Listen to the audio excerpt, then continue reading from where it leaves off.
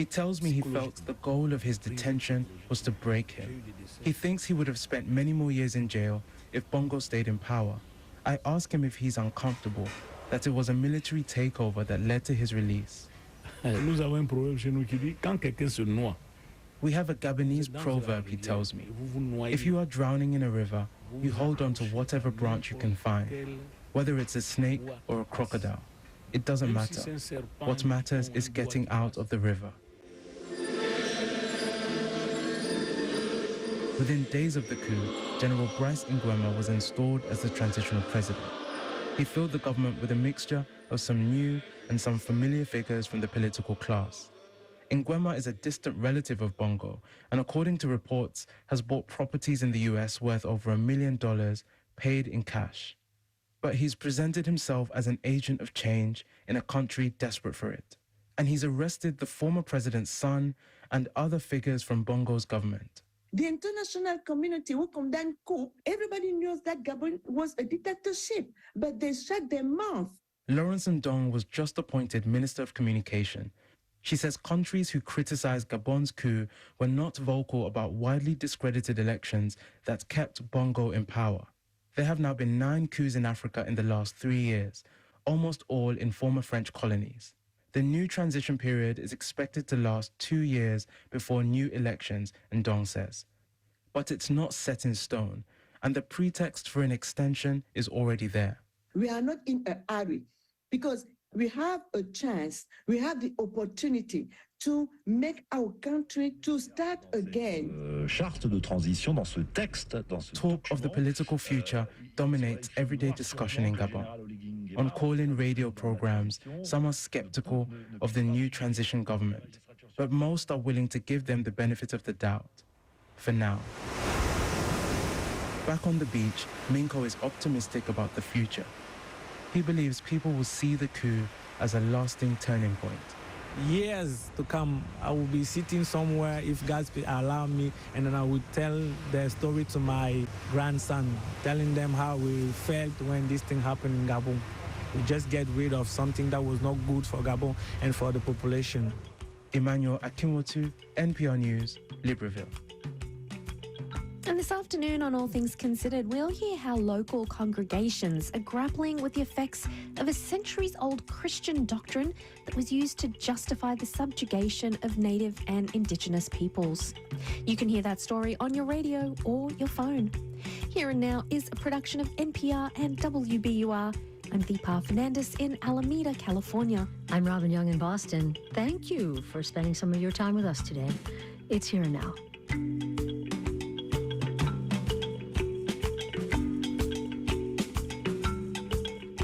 Funding for Here and Now comes from the listeners of WBUR Boston and BetterHelp, committed to supporting mental health through therapy. Clients are matched with one of 25,000 therapists and can communicate via video, chat, or phone at betterhelp.com/public. I covered public health, global public health for a living, but I hadn't realized how much the kind of tide in this battle had shifted, that the mosquitoes were winning. They're winning in terms of our ability to control mosquito-borne disease. I'm Michael Barbaro. That's Today on The Daily from the New York Times. Join us for The Daily starting at 6:30 weekdays on Radio IQ. Radio IQ gets support in part from the Unitarian Universalist Church of Roanoke, a welcoming community valuing a responsible search for truth and meaning, living faith through service. uuroanoke.org. And from A.N. Culbertson & Company, independent wealth managers helping clients protect, grow, and manage their family's wealth since 1993. Fee-only advisors, Charlottesville. anculbertson.com.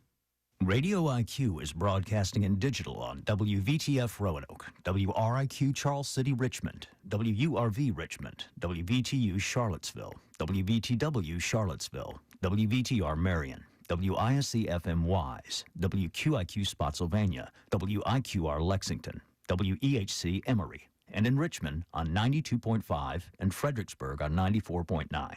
Radio IQ, a service of Virginia.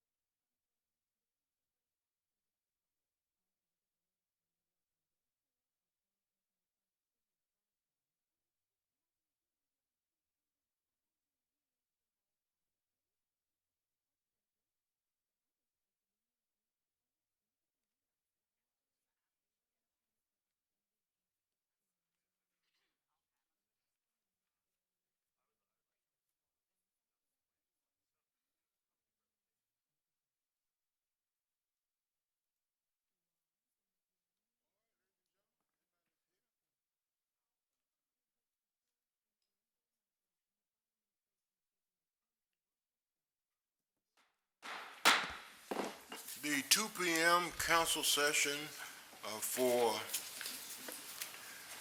Roanoke City Council is hereby called to order, and I'll ask our clerk, Ms. Susan McCoy, to please call the roll. Ms. Moon Reynolds? Here. Ms. Sanchez Jones? Here. Mr. Pretty? Here. Vice Mayor Cobb? Here. Ms. White Boyd? Here. And Mayor Lee. Here. A quorum is present. Thank you.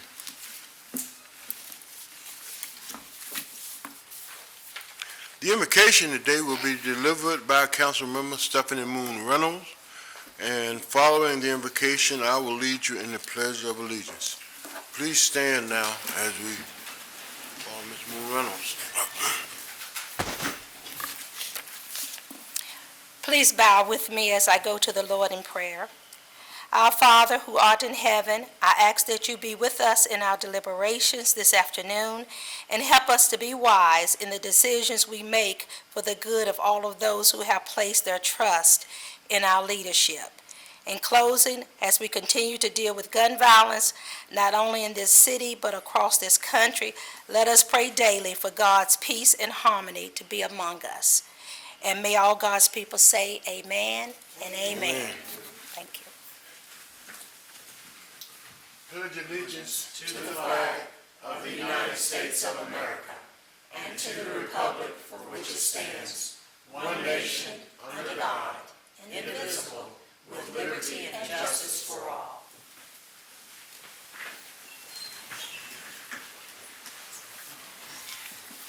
Thank you, Ms. Moon Reynolds. And Ms. Sanchez Jones, I'd like for you to offer a motion. Let's come out of closed session. Thank you, sir. Get ready. Oh, yes. I move with respect to any closed meeting just concluded that each member of City Council in attendance certify to the best of his or her knowledge that, one, only public business matters lawfully exempted from open meeting requirements under the Virginia Freedom of Information Act, and two, only such public business matters as were identified in any motion by which any closed meeting was convened, were heard, discussed, or considered by the member of council in attendance. Second. All right, thank you. Madam Clerk, will you please call the roll? Ms. Moon Reynolds? Aye. Ms. Sanchez Jones? Aye. Mr. Pretty? Aye. Vice Mayor Cobb? Aye. Ms. White Boyd? Aye. And Mayor Lee. Aye. And thank you for coming out of closed session. All right, the announcements. The Council of the City of Roanoke is seeking applications for various vacancies on council-appointed authorities, boards, commissions, and committees. And this is something I say basically at every meeting, is that we are always want to encourage you who wants to serve on a board or a commission, just apply. It's a very easy process. You can access the city's website at www.roanokeva.gov to complete an online application. And you can even call the clerk's office, and they will walk you through and help you fill out that application. So we encourage you to come and help us govern this seven-time All-American city. And so boards and commissions, we have a number of them, and we need citizens to serve. So that's your opportunity, and I hope you would take advantage of that. Thank you. All right, the next item on our agenda is presentations and acknowledgments, and is a resolution commending the services rendered to the city of Roanoke by Barbers of First Impression Barber Shop Hair Design, located at 2535 Melrose Avenue Northwest.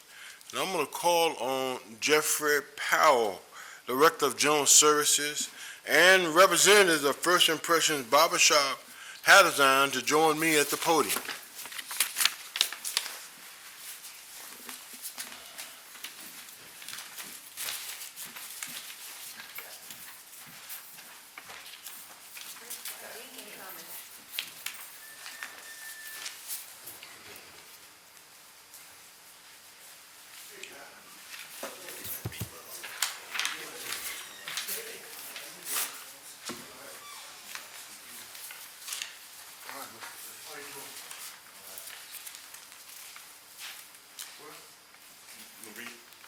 No, I'm going to call on our clerk to read the.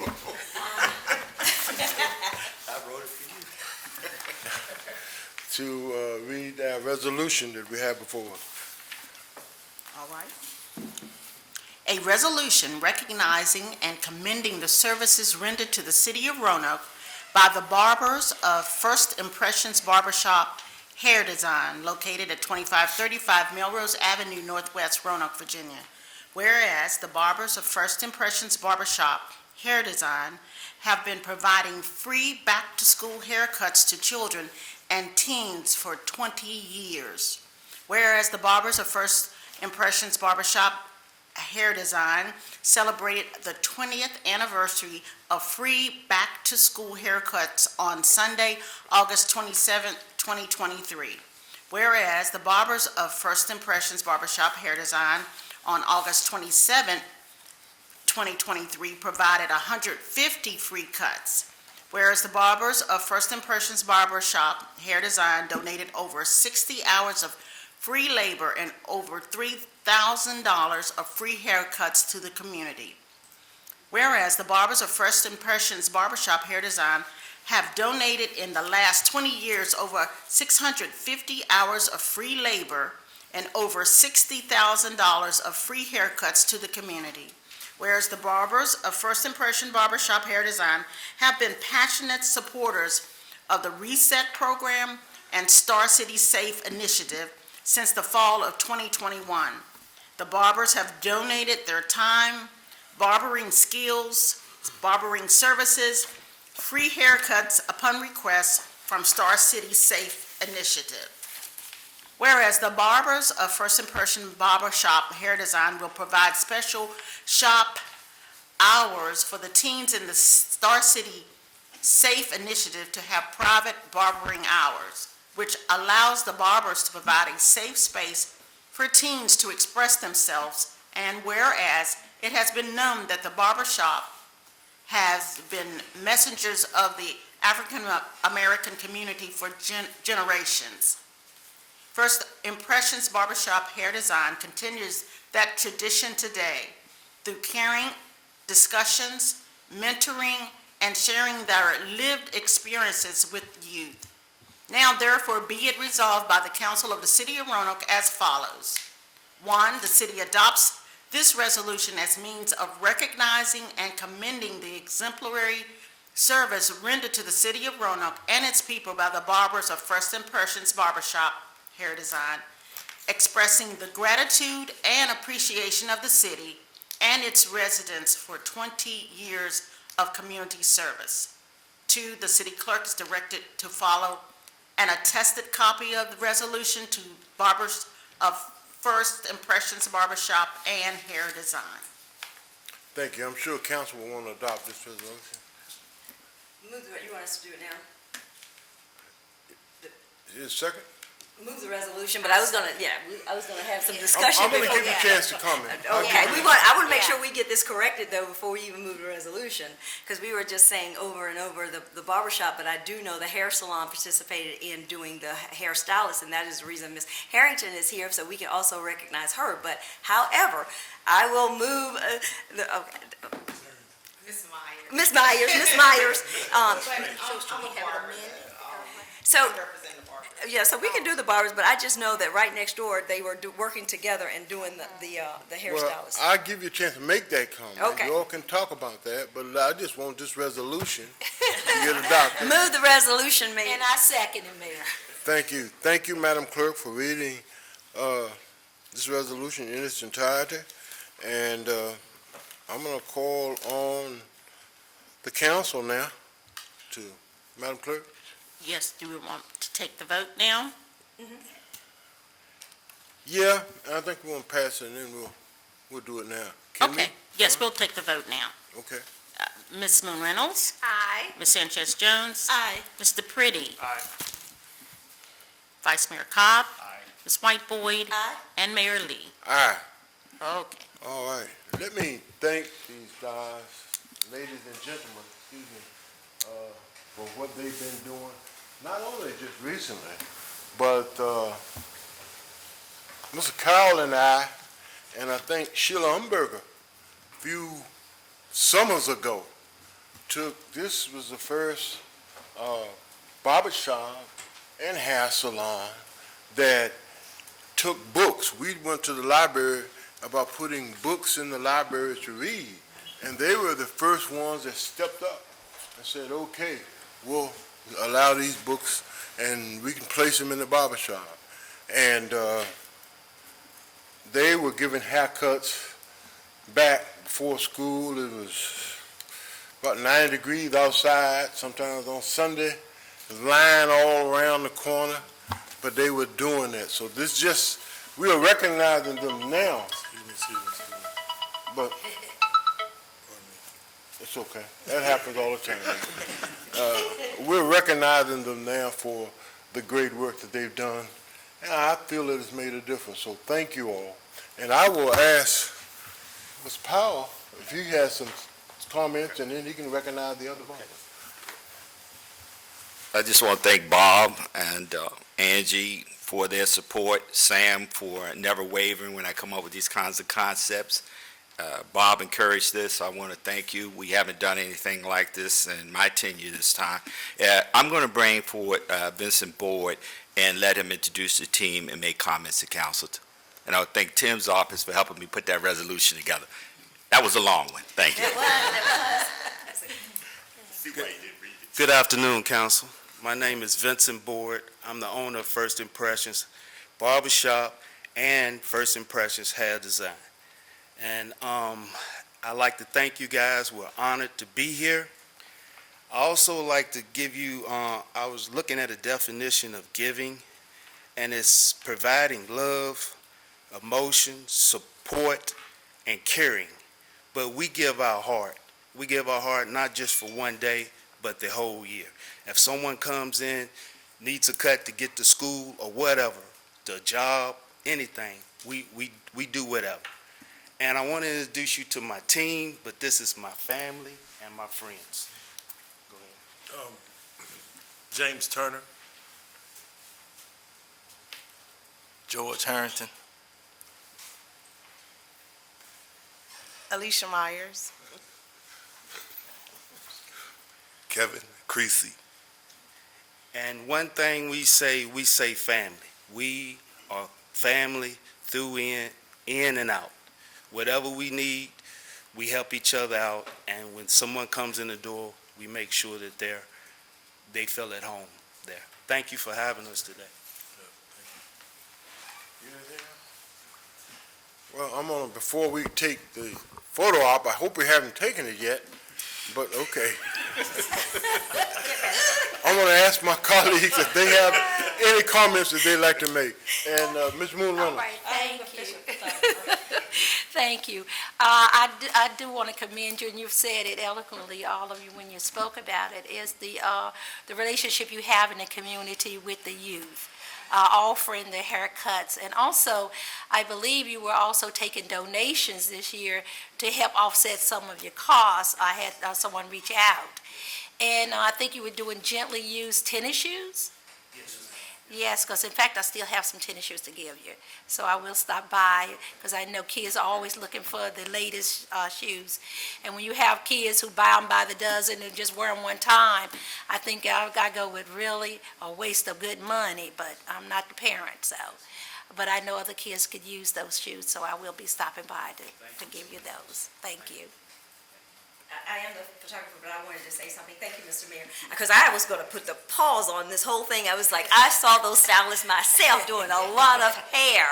Those little girls were in that chair. They got to look good, too. And so definitely thank the hairstylists. I know they're not here. They're probably doing hair right now, but it was one right after the other because I was there for a while. And thank you for including some of the community partners. I know the Buffalo Soldiers were out there giving out backpacks, and maybe we can get others to join you all next year because every year it gets bigger and bigger, and that line gets a little longer and longer, but you all get it done. So thank you so much for what you all do. You all are phenomenal. It's like a bright light on that corner.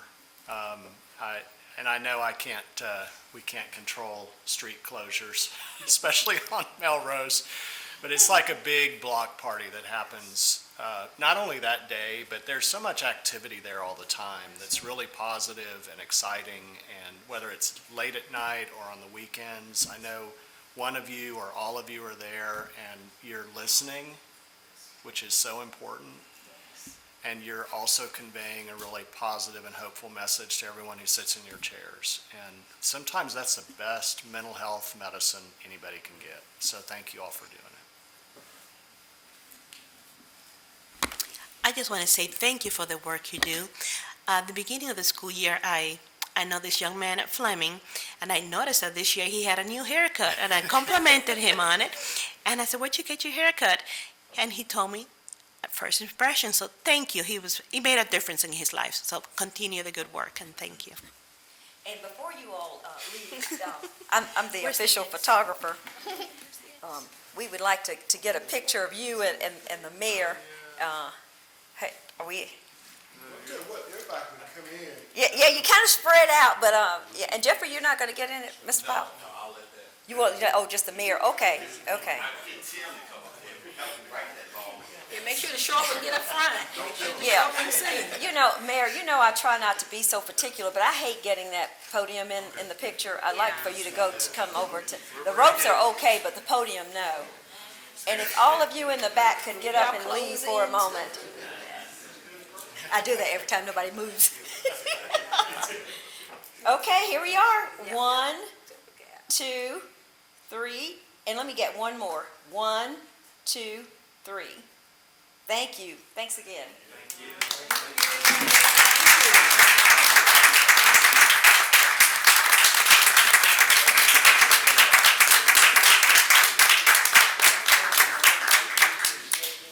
It's Dink. Dink. I was trying to give Dink a new wife.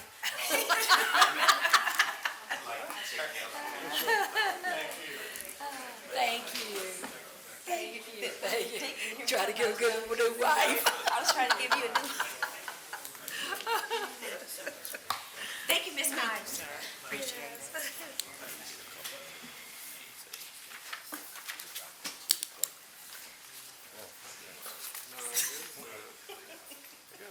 Do we have another one there? Clerk, do I need another proclamation?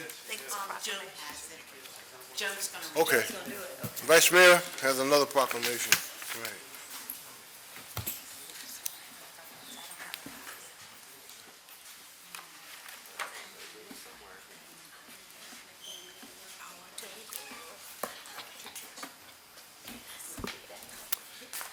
Thank you, Mayor. It's my pleasure to bring a proclamation in honor of the 40th anniversary of the Crop Hunger Walk. And Reverend Janet Chisholm from Salem Presbyterian Church, and who's our other? Jerry Guzzi. Jerry Guzzi. Jerry, it's good to see you. Thank you. In person. Our representative of the Crop Walk. I will say that the 40th annual Crop Walk is taking place this Sunday at 2 o'clock, right? Yes. And it's going to launch from First Evangelical Presbyterian Church in South Roanoke.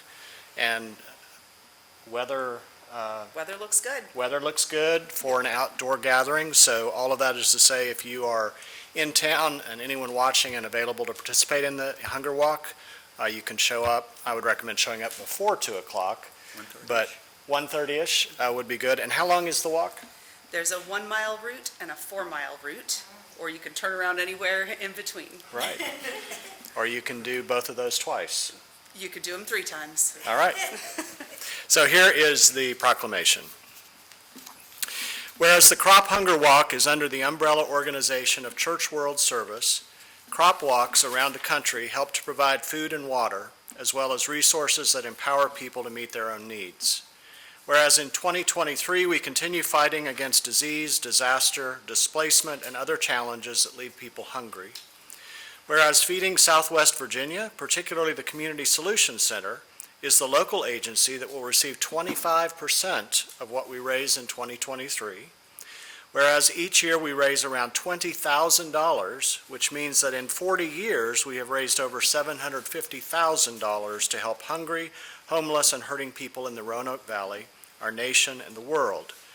Whereas in the past we have partnered with Commonwealth Catholic Charities, Feeding Southwest Virginia, Presbyterian Community Center, Ram House, Roanoke Area Ministries, Salem Food Pantry, St. Francis House, St. Mark's Food Pantry and Trust House, and whereas we estimate that 6,000 people have participated in the Roanoke Valley Crop Hunger Walk in the 40 years that we have been walking to raise money to help others. We walk because they walk, we walk in solidarity with others, we walk in person, and during the pandemic, we walked virtually.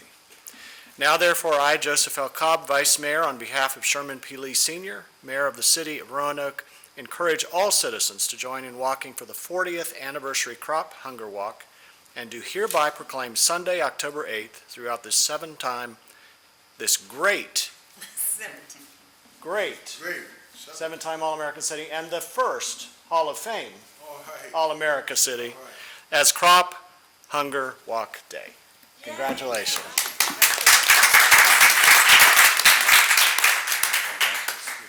Do they want to say something? Yeah. I get on the other side. Jerry? You stay here, Joe. I get on the other side. Do y'all want to say something? Let me tell you, this is my elevator partner coming up. And I'm talking to her, and she says, how's your day going? I said, well, I'm glad tomorrow's Friday. Doesn't have any indication. All right. Janet, you go ahead and say something. Well, I'm very appreciative of the support of the Roanoke Valley, the people that have walked, the churches and the organizations that have walked with us and raised money. We have 10 agencies and businesses that have sponsored us already this year, so that they have helped provide for T-shirts and some other publicity to make this walk a very successful one. Our goal this year is $21,000. I would really like to, in honor of the 40th year, make it $40,000. And so maybe that's a challenge to people to donate and to join us in walking and raising awareness. But really appreciate the support and the enthusiasm of this community. So thank you. Yes, sir. Thank you. Jerry Guzzi and I've done a lot of the crop walks, and I'm very appreciative of all of you all recognizing CWS Crop Walk, and especially of Janet leading us. It's a lot of work, as you can imagine. Also wanted to share a couple little things. I went to Mass this morning, and the gospel reading, the Lord talked about how He sent people out 2 by 2. I wasn't sure if I could be able to make it or not, but after I heard that, I thought, I'm coming with Janet no matter what. No matter what. So, very happy for that, very appreciative for you all, for Janet and her leadership and the others. And one other thing I want to share, this is the 40th anniversary, as you heard, of the crop walk.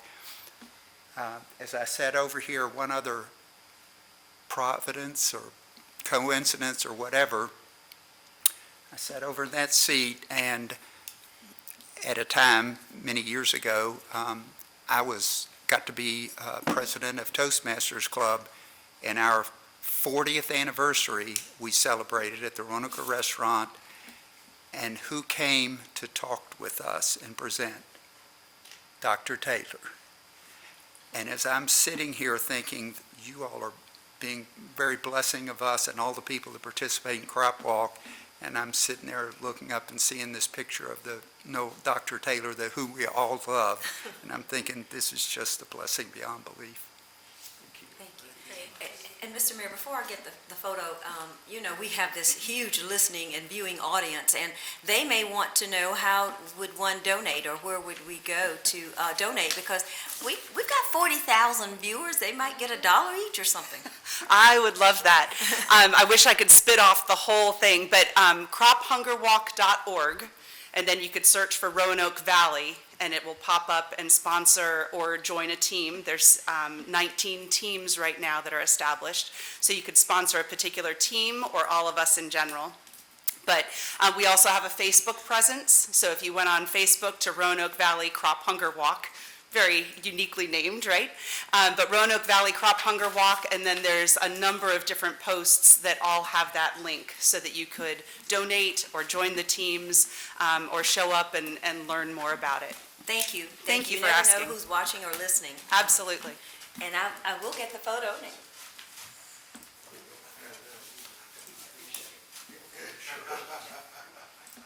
Okay, I'm going to give you a count here.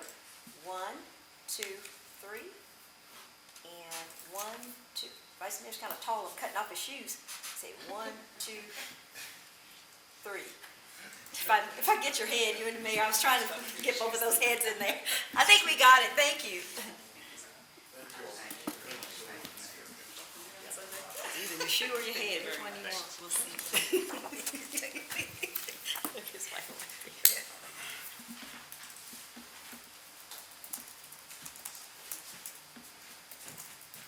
Thank you, Mayor. I was telling Miss Moon Reynolds that you and Joe, it's either your shoes or your head. Which one y'all want me to get? The head might be better.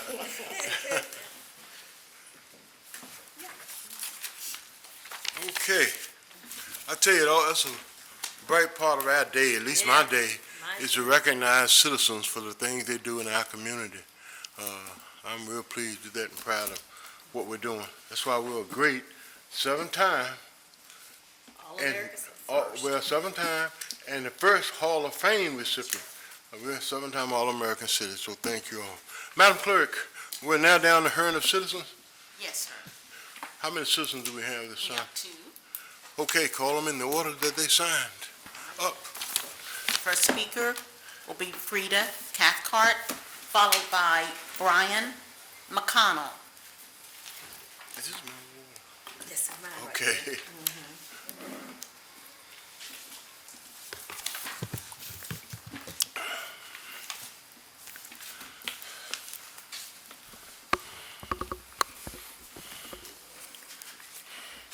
Good afternoon.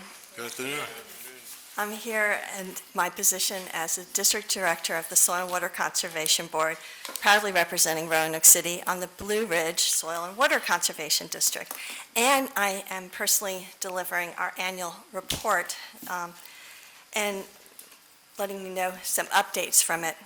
One is, I was real excited to hear on the news that Roanoke City got a grant from the Department of Conservation and Recreation for $250,000 to help improve Carvin's Cove. So that's really exciting to see that money coming back to our area and helping us in that way.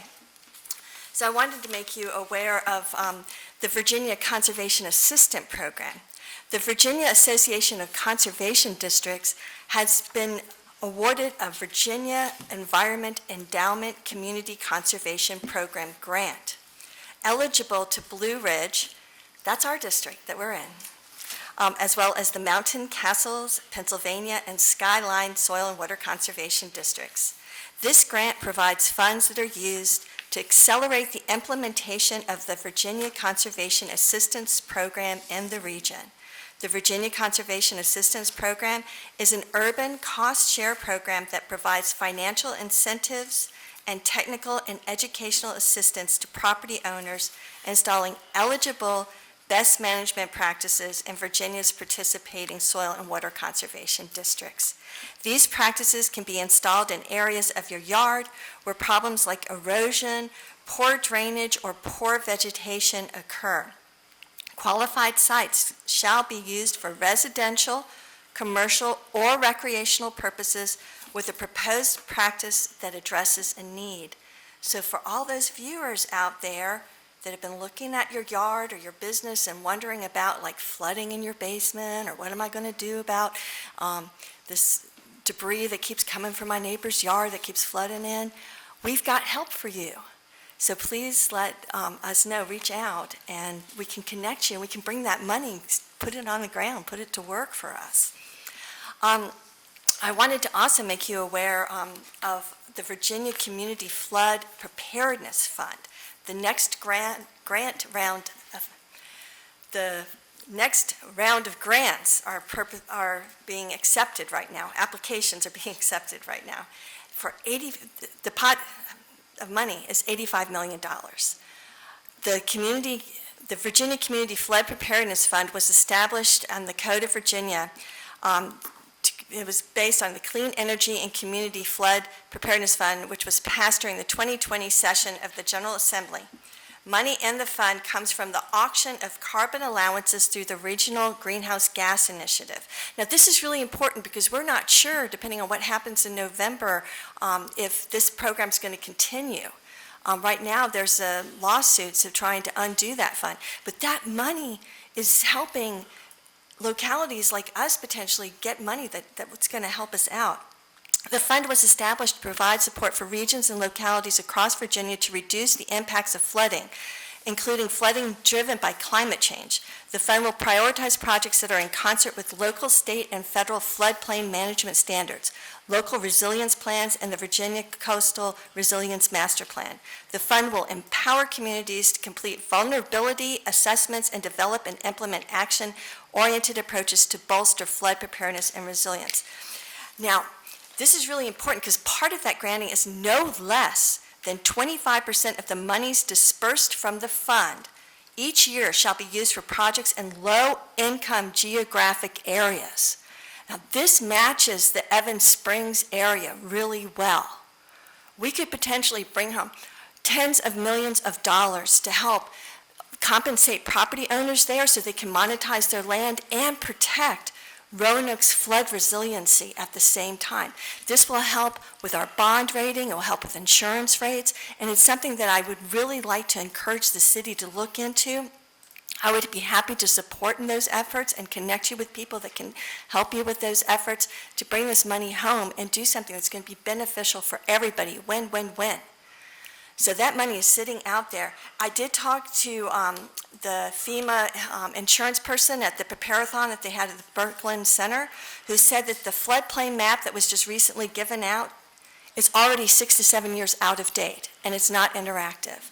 So I really hope that we can put together a comprehensive team to help make sure that we get the funding and the plans and things put forward that's going to help everybody. And I appreciate your time today. Look for a follow-up email from me with more information. And please, please, please respond. Otherwise, I feel like I'm writing to Santa Claus, and I don't know if it's been seen or not. So please let me know that you get it. Thank you.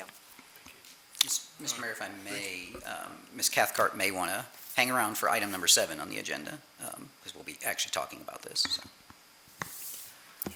I'll probably have to look from home, but thanks for the heads up. All right. Thank you, Ms. Cathcart. By the way, my husband is doing better, but we're still in caretaking mode, and it's still going to be a long journey. Well, that's good news. Thank you. All right, Madam Clerk, we're down to the consent agenda. Okay, we have Mr. McConnell to come forward before. Okay.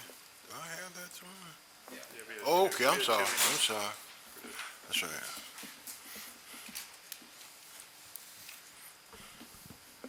Good afternoon, City Council members. Apart from the issue of whether there's a Santa Claus or not, maybe it comes down to whether we've been good boys and girls. I'm here before you today as a Roanoke citizen and mental health advocate who's recently published an article taking 17 minutes to read on medium.com entitled Anathema Beyond Redemption, which, among other matters, probes the impact of evolutionary mismatch. It has to do with my work over the last year with David Sloan Wilson, who's a pretty notable evolutionary biologist. So there's more on that in the article. More immediately, though, and as we charge headlong into 2024's upcoming presidential election just 13 months from now, 3 especially crucial issues present themselves to me as being primary to informing our respective choices relating to both governance and leadership, or, a lack thereof. Consequently, and in touching on just a few of the article's central points to convey a sense of the magnitude of the mental health crisis to which I'm alluding. Number 1, I cite a recent New York Post article disclosing CDC findings indicating our youth's declining psychological and emotional well-being as an ever-expanding mental health crisis. And this as further evidence of the magnitude of suffering in the same regard, suicide is now the second leading cause of death for U.S. children ages 10 to 14. Number 3, along these same lines, the article similarly cites a February White House report coinciding with President Biden's State of the Union address, urging a bipartisan effort on mental health. Number 4, as recently as this last July, however, Dr. Rahul Gupta, Director for the Office of National Drug Control Policy, referred to the latest CDC report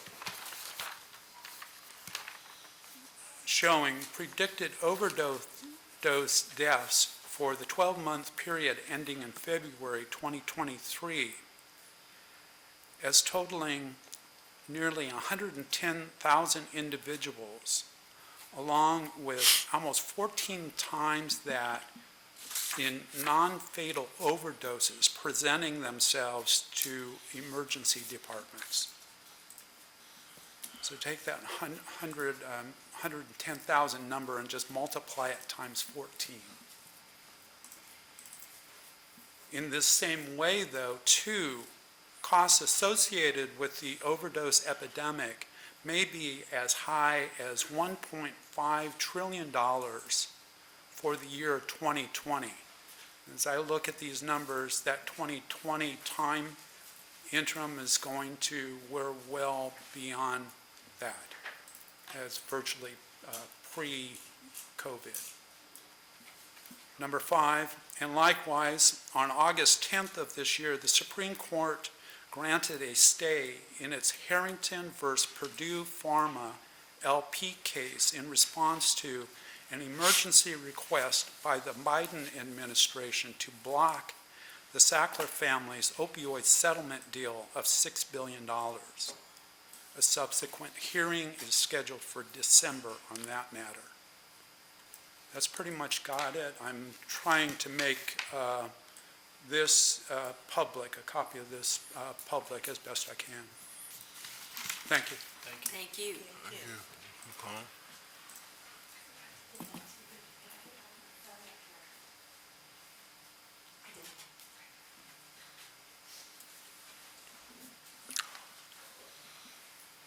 Does that conclude our speakers? Yes, it does. All right, we're down now to the consent agenda. All matters listed under the consent agenda are considered to be routine by members of City Council and will be enacted by one motion.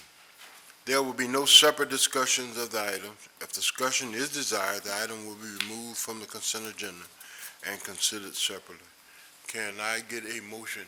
Move the consent agenda. Second. All right. Madam Clerk, please call the roll. Ms. Moon Reynolds? Aye. Ms. Sanchez Jones? Mr. Priddy? Aye. Vice Mayor Cobb? Aye. Ms. White Boyd? Aye. Mayor Lee? Aye, and the consent agenda is approved. Thank you. The regular agenda, item number 5 is public hearings. We have none today. Item number 6 is petitions and communications. We have none. Item number 7 is reports of city officers and comments of the city manager and city manager briefing. So I will call on that city manager to introduce the briefings. Thank you, Mayor and Council. We have 2 briefings today, and the first will have Brian Mann come up. And this is something that we've talked about for off and on for the past several months, has come up repeatedly in conversations, particularly post-COVID conversations with our downtown businesses.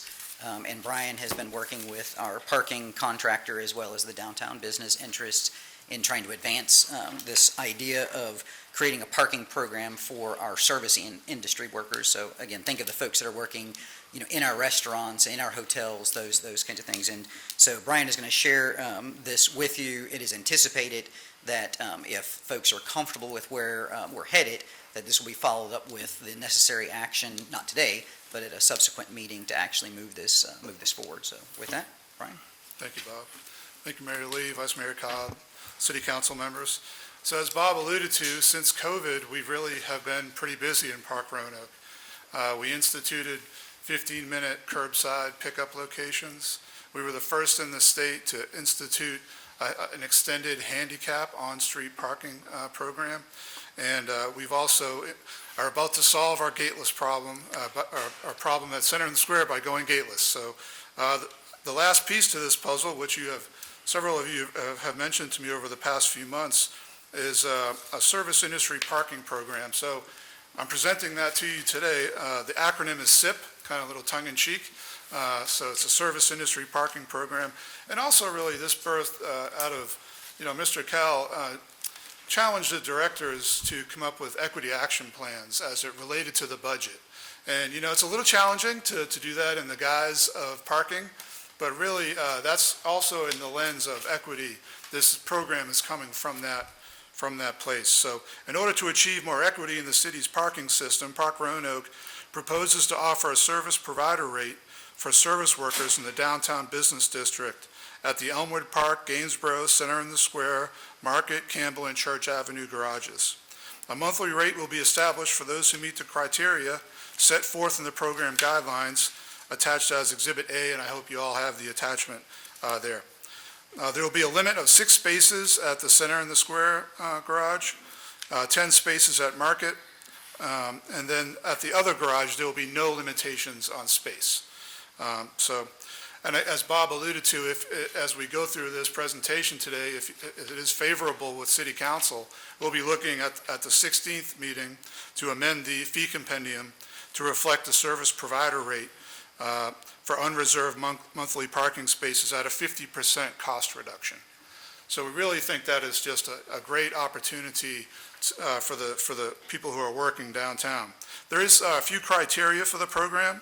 The first one is they must currently work in the service industry in the downtown business district. They must be a new parker to the system. And they also must meet financial criteria as stated in the exhibit that you have. $32,000 filing singly or $64,000 filing jointly.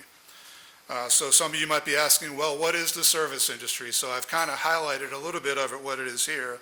It may include restaurants, cafes, breweries, wineries, lounges, theaters, museums, retail business, product merchants. And again, the criteria would be somebody working in the downtown district, a new parker to the program, low to moderate income earners. We will require a couple times a year for them to check in at the Park Roanoke office just to validate that they are still working downtown. And the last is the Exhibit B, which shows the rates of the new projected fees that would come along with this program. So just in a nutshell, that's the service industry parking program. Be more than willing to answer any questions that you might have. And for questions, I want to commend Brian for his work on this because, as you all know, he's trying to respond to this challenge, but of course with Park Roanoke, we have to do that within the framework of a business because Park Roanoke, as you know, is an enterprise fund, meaning there are no tax dollars that go to Park Roanoke. It is funded by those that use it as a service, and so we always have to balance these kinds of incentives and opportunities with the ability to still remain, in this case, profitable so that we can reinvest those dollars into maintenance and other kinds of upkeep. So certainly want to acknowledge it's not as simple as just figuring out what you charge. It also has to work financially as the project moves forward, if it moves forward. So. And I do apologize. I believe one of the criteria I left out is a new parker to the system, and that kind of piggybacks on what Bob was just saying there. So we are hoping that this, in essence, grows the parking fund at the same time as offering a discount, which is really the best of both worlds. All right. Council? Ms. Moon? A couple of questions with regards to your, with the criteria. You mentioned that they would currently work in the industry. What do you have in place to ensure that doing that follow-up every 6 months, if they don't follow up with you all within the 6-month time period, what will you all, do you have something in place that you all will be doing? Right, so they would become part of our monthly parking program, which we would be invoicing them. So we would just incorporate that into our monthly invoicing to make sure that they had that criteria validation brought into the garage. We'd probably issue a warning. We wouldn't cut them Right. off right away, but maybe Right. give them 30 days to provide that documentation. And what do you have in place if, let's say, they no longer work in the service industry, but they're working somewhere else but wanted to still use the parking garage? They can At that use the point, 50%. I believe we would make sure that they don't fit the criteria of the program, A, and then B, obviously, see if we could offer them the regular monthly rate at one of the downtown garages.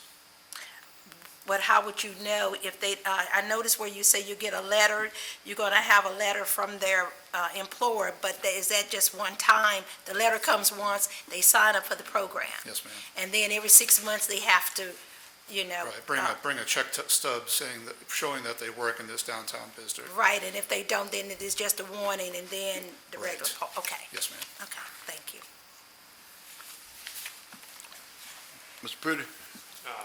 Just trying to think about what the other questions are, but first, thank you. Thank you for putting this together. Sure. I know a lot of people that work in the service industry.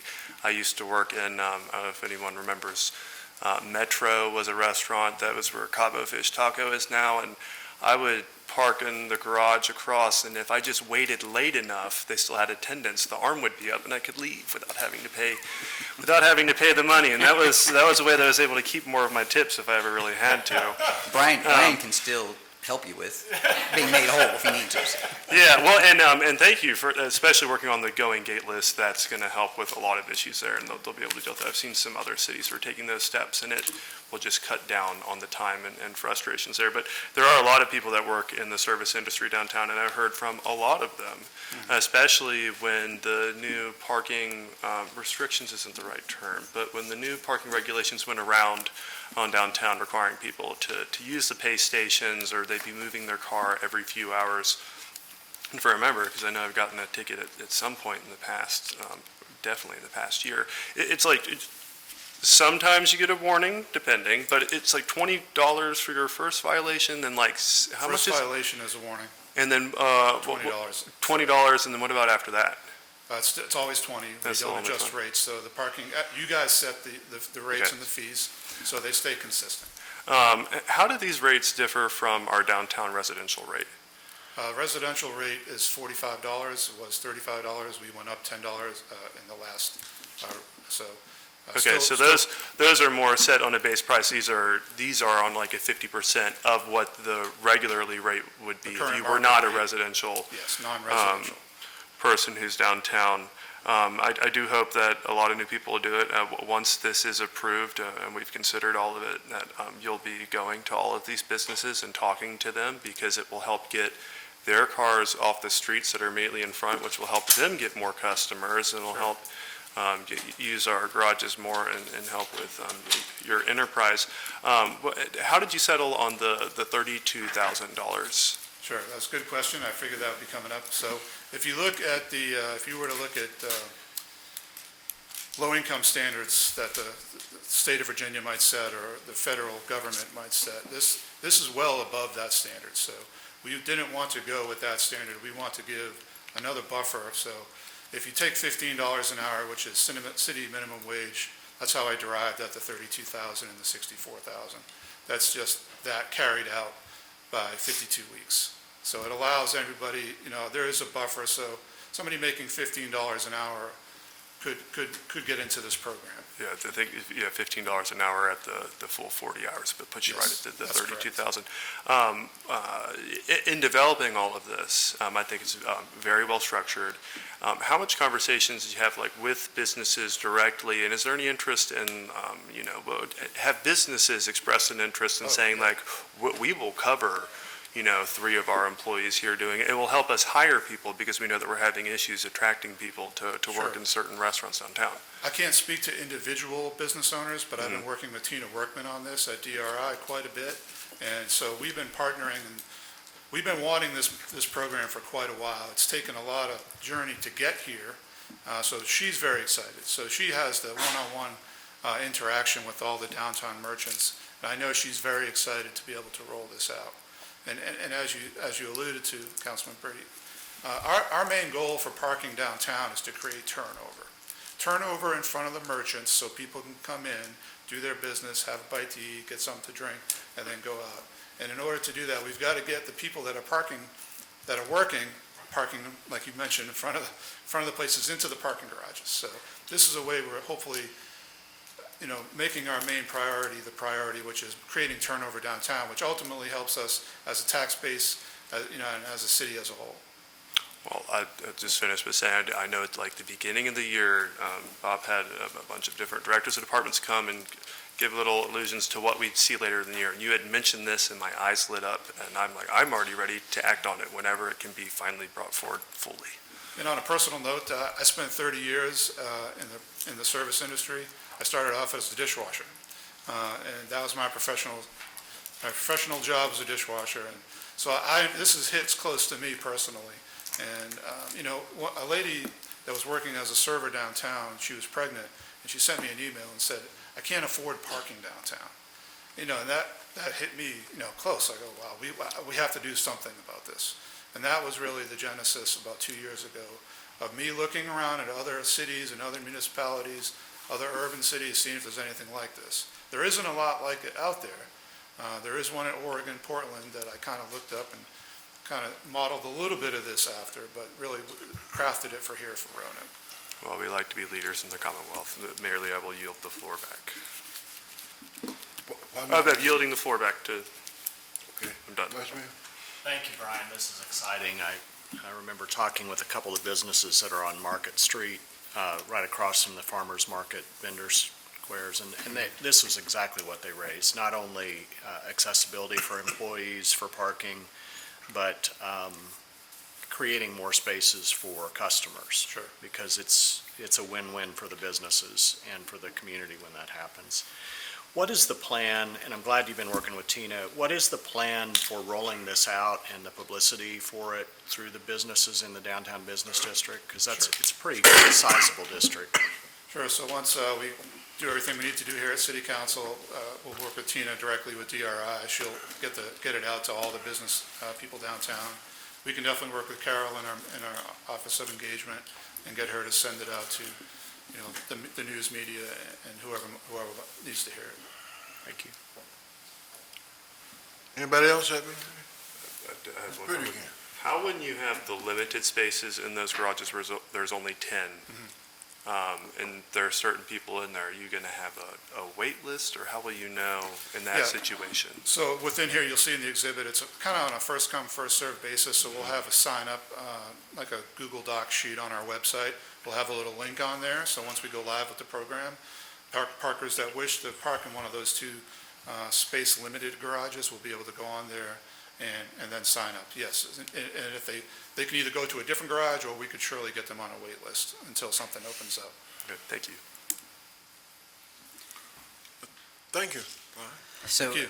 I think since it sounds like everyone is comfortable with this, I think the plan is at the next meeting. At the 16th On the 16th, we will bring forward the action to go ahead and approve this, take a vote on it, and if approved, then we'll proceed with rolling it out. So, thank you. All right, thank you. Thank you. Thank you. Mayor, the second briefing that we have, if Ian, Ross, you going to start us off? This is actually fortuitous that Frida was up actually just talking about an element of this. So as you know, through our stormwater management team and Public Works, we're fairly consistently working on trying to address not only stormwater management, but also those flooding incidents through a variety of different techniques that there'll be some discussion of here also. And as you also know from previous budget discussions, the stormwater utility is a relatively new utility and has, as you can imagine, 100 years worth of projects that have been waiting for funding. And so we're always pursuing funding in addition to the rates that we can leverage those rate dollars to actually secure grant dollars to come in. And an element of that, an element necessary to do that often is a plan to be able to demonstrate what we're doing. And so today is going to be a discussion of that resiliency plan, and also then ultimately two things, how that may aid us in securing some outside funding to do some projects, and also what will come in the future, because this is to some degree an initial step, but not the end step tied to this, and it'll make sense when we kind of go through this. similar to the item before, the idea is to share this information with you with the intent to come back on the 16th for final action if everyone is comfortable with it. So, Russ. Thank you, Bob. It's my pleasure to stand before you today and talk about our flood resilience plan. The city of Roanoke's geography and history are intertwined with water. And the abundant water resources here in the Roanoke Valley is really what drove the development of what we see today. The Roanoke River, its tributaries, and even the salt marsh that is hidden beneath downtown are all part of our rich history here in the city of Roanoke. These water resources are critical to the city's early development and are an important natural resource and asset for those that live and work in this watershed. The challenge of living in this watershed is the proximity to the waterways is the periodic flooding. And we all have history here with various flood events, whether it was the flood event of 1985 or even more recent events. And that flooding disrupts community life and the local economy. Flooding has become an increasingly important issue with the continued need for community growth, the related housing and commercial development, equity, and the increase in rainstorm severity due to climate change. So let me talk about why a flood resilience plan. So as Ms. Cathcart mentioned, Virginia in June of 2020 passed legislation that allowed them to join, or the state to join the Regional Greenhouse Gas Initiative with 10 other states in the Northeast and Mid-Atlantic region. That cap and trade fund has yielded to date nearly $500 million. Within the state of Virginia, the Commonwealth established a community flood prevention program, of which $85 million is available to municipalities this year for flood reduction programs. That program is administered by the Virginia Department of Conservation and Recreation, or DCR. However, to participate in that fund and to draw projects from that, a municipality must have a flood resilience plan. The city of Roanoke currently does not have a plan. Plans must be based upon the 5 principles of flood resilience. Those are climate change. Does the effort internalize climate change impacts, increasing rainfall intensity and temperature into the design and implementation efforts? Social equity. Does the effort acknowledge community vulnerabilities and work towards equitable outcomes in its conception? Community scale benefits. Will the efforts benefit blocks at the U.S. Census block scale or larger?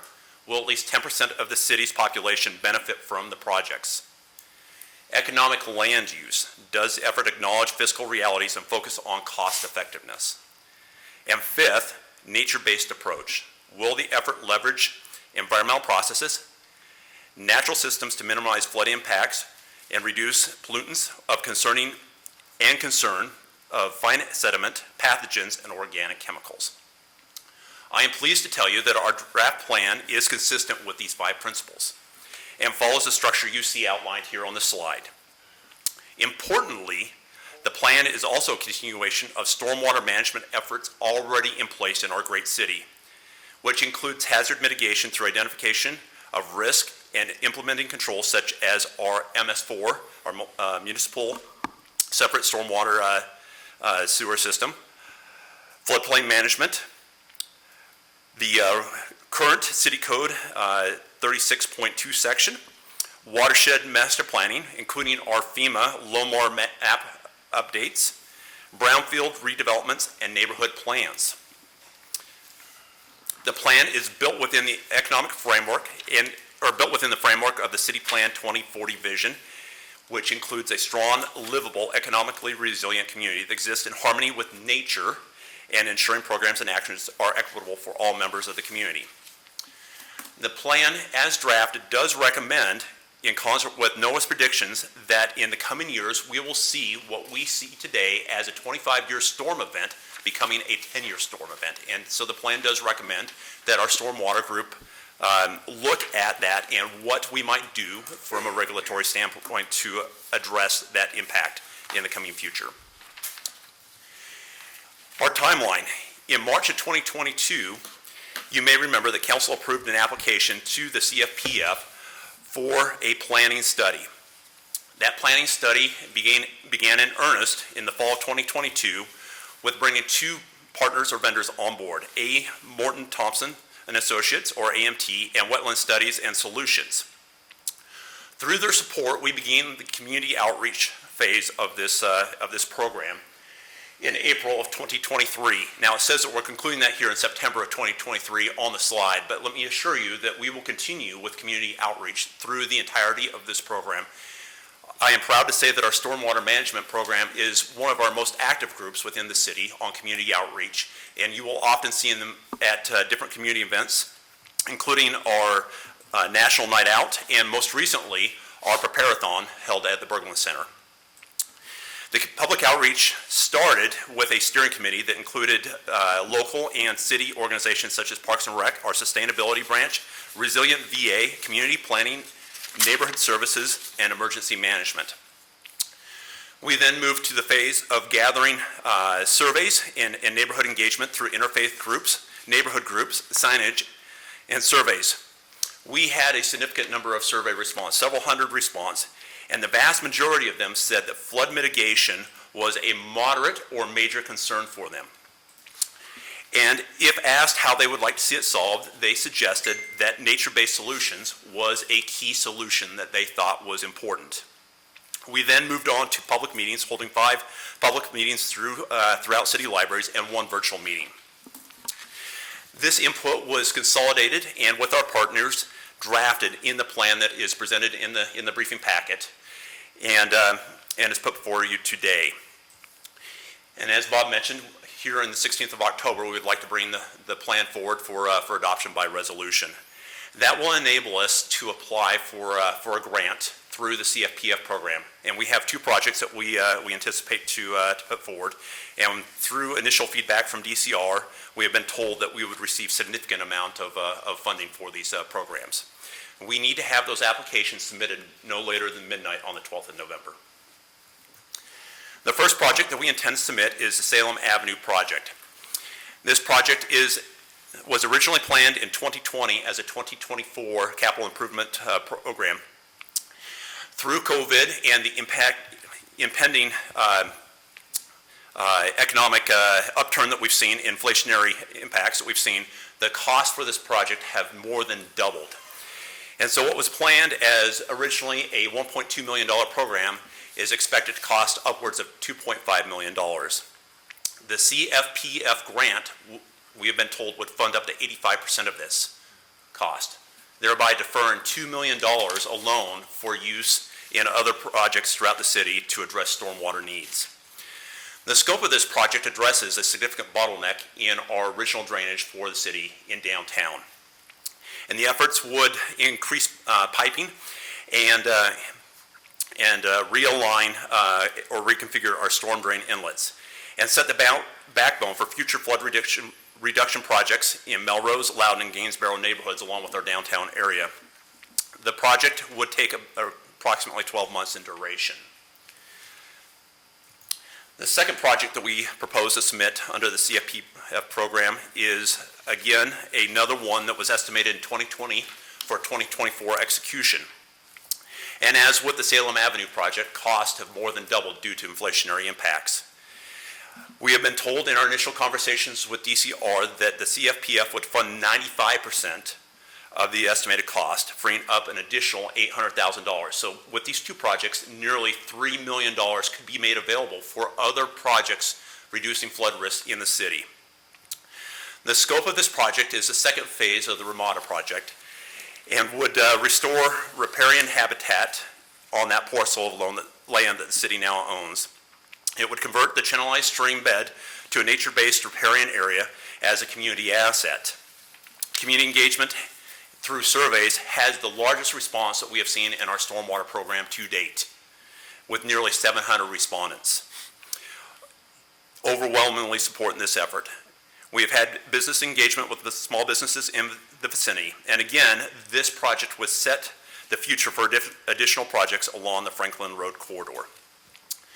With that, that's the end of my presentation today, but I am ready to answer any questions you might have. And again, our intent is to bring this back for a council resolution for adoption of the plan here on the 16th of October.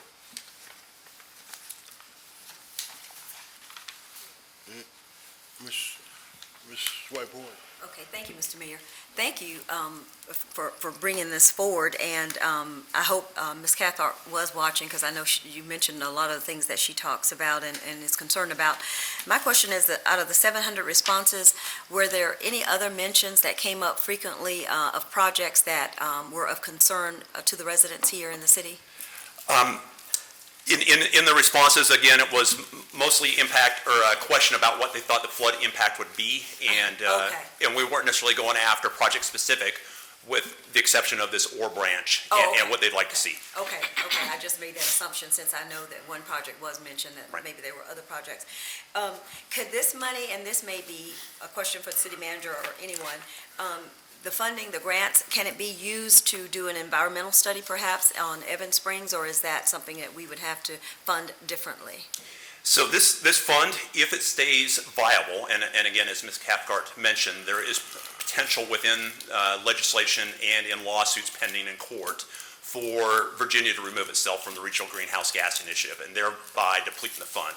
Now, the Evans Springs project is part of a larger master planning effort, and the flood mitigation part of that would be potentially funded by this if the program is still around, but we would, if not, have to look at other funding avenues. Oh, okay, so I don't, really personally, I just don't see us coming out of that, out of Reggie, but anyway, who knows, but I just would like to see some funding, if possible, for us to do that while we're still having discussions about it, because I know there are a lot of folks, residents and organizations and environmental groups who would like to see some sort of study done prior to any further discussion about development. Sure. Okay, thank you. Mr. Pretty. I'm trying to remember back to, first of all, thank you for your presentation. A presentation probably 2 or 3 years ago about the downtown flooding costs, and I'm going to throw numbers out there, so Bob, I hope you can remember. It was like $30 or $60 million was what was quoted at the time for the amount of projects. It was even more than that. Significantly more than that, yeah. Well, and just seeing how much this has doubled for that one project that is downtown, I see it's closer to the edge of that 100-year floodplain where there are major issues. Now they're back to story where that restaurant was. Like, if it rained enough, you could open the basement door and you would see the river flowing through that basement downtown. So this is definitely something that's very necessary. And that first project, I'm excited to see get underway, and I hope will be done substantially as other construction in the area.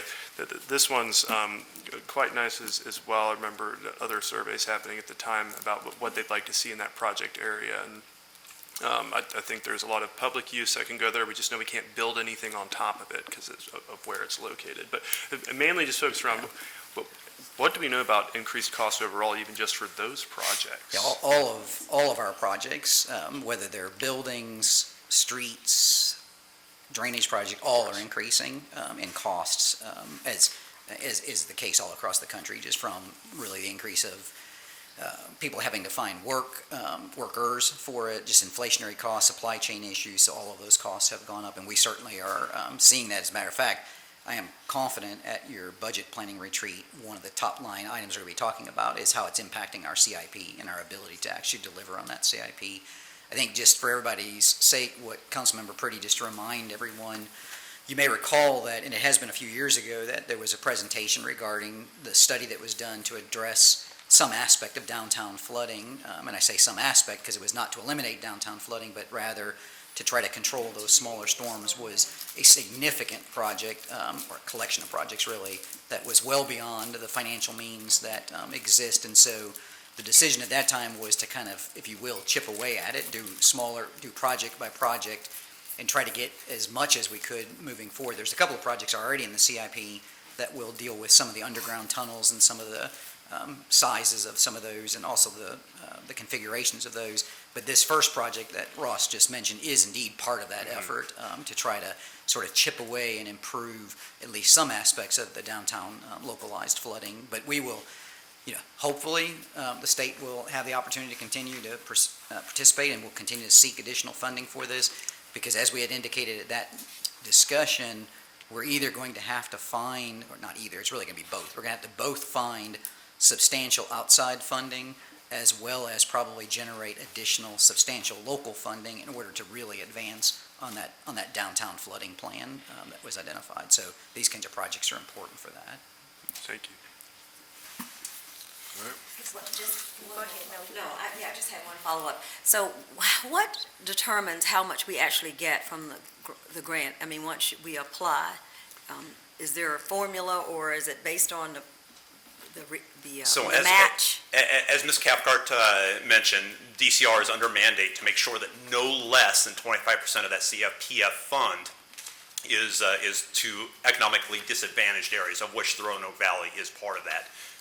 Okay, so we would automatically qualify, is my question, I guess? So we have pre-briefed these projects with DCR, and they have looked at them and said not only do they qualify, but then they have said that they would contribute a percentage above and beyond. Normally with state-funded projects, as you're familiar with the HIP ones, it's usually a 50-50 match. And Yeah, that's why I was thinking it was a match, but it's not. Right. Well, this one still is a match, but it's at the 85% level or higher for these two projects. Oh, okay. You knew, and it may be somewhere in there, I just didn't see that. Okay, thank you. Mr. Mayor, I do have a question. Ms. Williams, you have a question? Thank you. Bob, you mentioned just a few minutes ago about the CIP projects dealing with, based on what Councilmember Pretty was saying with regards to the flooding, and we were talking about where the water runs down from upper northwest, and I believe part of that is in the Melrose area. And my question is, the Horton Creek Restoration Project. Do you have any information that you could share where we're at with regards to that project? Not that I want to put you on the spot. So that project, we're in the process of interviewing consultants to then get into the detailed design work on that. So hopefully, I believe it's this week and next week we have those scheduled. And then once we pick the consultant, then we'd start fleshing out the scope of work. And knowing that, Kiwanis Club and some of the other neighborhood partners, we'd want to make sure that they're engaged in that point in time, that would be a good scope of work, and then we'd move forward. So yeah, by the time we get into the contract, really kind of getting work with that probably early next calendar year, so sometime in 2024, get into the full-scale design. Okay, so it'd be around 24, early 25? Yep, Okay. yep. Thank you. You're welcome. Thanks, Ian. Vice Mayor? Ross and Ian, everybody, thank you for this. I did have a question in the downtown project on Salem Avenue. Can you talk a little bit about what work will be done once the grant's received to mitigate? Absolutely. Go back to this area right here. So a little bit of a small picture there on the inset. You can see this is a photograph taken from one of our flood events here in the last 10 years. Was that the 2018 one? Okay. So right now we have, of course, Salem Avenue is the main channel for the drainage in the downtown area, and there would be some upsizing of that pipe going through there. We also have the pipe flowing under this privately held parking lot, so we'd relocate that piping infrastructure to our right-of-way, as well as reconfiguring the storm drains to be more efficient in collecting the water and pushing it out of the downtown area. This is a big bottleneck area, and we have a lot of water flowing from different areas to this area, and it happens to be the low spot. And so we feel that this is the first step, as Bob mentioned, in many projects we need to chip away at flooding in the downtown area. So this will not completely resolve it, but it should have a big impact on reducing it and set the stage for more projects that not only affect downtown, but also the sections I mentioned in Loudon and Melrose and Gainsborough neighborhoods. Thank you. Yeah, I think, Ross started the presentation with the real key here, which is this was a perfect place to build a city and in a perfect place to cause these problems, because at the bottom of this is a salt marsh and there's a creek running under downtown, and so it was exactly the reason why the town was established, and ultimately as it got built on top of, it is exactly the reason why we have these flooding challenges, and add to that the increased both frequency as well as intensity of storms as of late is really compounding that issue even more so. And so it's we will never you will never prevent flooding in downtown because of those realities, but these are certainly projects designed so that when we get those more frequent, less intense, they're temporarily intense but less overall intense storms, that we will see flooding hopefully less as we go forward. But it's going to take more than just this single project as well. Mr. Mayor, I did have a follow-up if I could. Yes, ma'am. You mentioned the Loudon, Melrose, and Gainesboro. Yes, ma'am. Neighborhoods, and in your community meetings, will you be meeting with the neighborhood associations? We have met in the neighborhood libraries leading up to this, and we took input from the communities in those neighborhood meetings and in those surveys that were part of the overall plan development.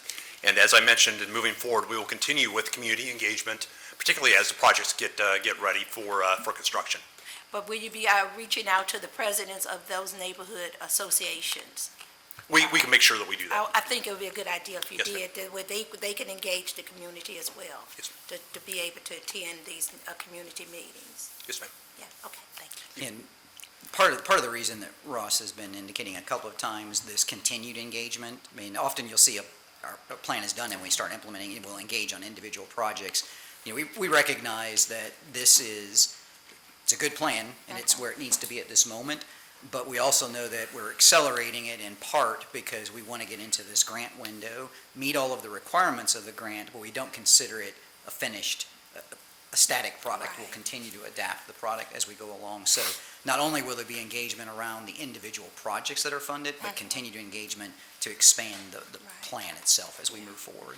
Yeah, I just think it's a good idea to include the presidents, just like when I saw you at the Melrose Loudon meetings. I just think since they're trying to build up the neighborhood community part, then just keep having it open at large in those neighborhoods. I just think it's good to engage the presidents so that they also know what's going on and they're able to bring the neighborhood into those community meetings to get their buy-in or at least get their awareness of it. Agree. Yeah, thank you. Mr. Mayor, I just got one more question, I'm finished. So, in reference to the timeline, I know you've got on here the next steps to apply, and that's the reason I was asking, was there a reason that, or how would we know that you would actually get the funding, but you already said that you would definitely get it. So when will we see an actual turnaround and confirmation that we will have the funds to actually start those projects? That's a great question. I'm going to look over my shoulder to my support. We know that the cutoff or the deadline is 12 November. I'm not sure if we know from DCR what their timeline is for making those funds available to the communities. Okay, so December is... December? Oh, December. that soon? Oh, wow, that's fantastic. Okay. Okay. Is that all So- the question anybody has? So what we will do, and as we did with the previous one, if everyone is comfortable, then we'll bring the plan forward at your meeting in October for action, and then as Ross has outlined, that will then move into motion the steps necessary to actually pursue those funds, and hopefully in December we'll know where we stand with those. All right, thank you. Thank you, sir. Mayor, that concludes the briefings. I'll have some other comments at the end under my comment section, so thank you. Thank you. All right, now we'll receive and file that and that information for us to take some action. We'll come back and on the next meeting is October 6th, is it 16th? 16th. It's the 16th, I think it's the 16th, Mayor. Okay. All right, let's move down to items recommended for action. Madam Clerk. Yes. 7-1A is acceptance and appropriation of the State Historic Preservation Fund to Virginia grant to be used by the Department of Parks and Recreation for the rehabilitation of the historic Fishburne Mansion known as the Mountain View Recreation Center. There's a resolution. Move the resolution. Second. Madam Clerk, can you please read the title paragraph?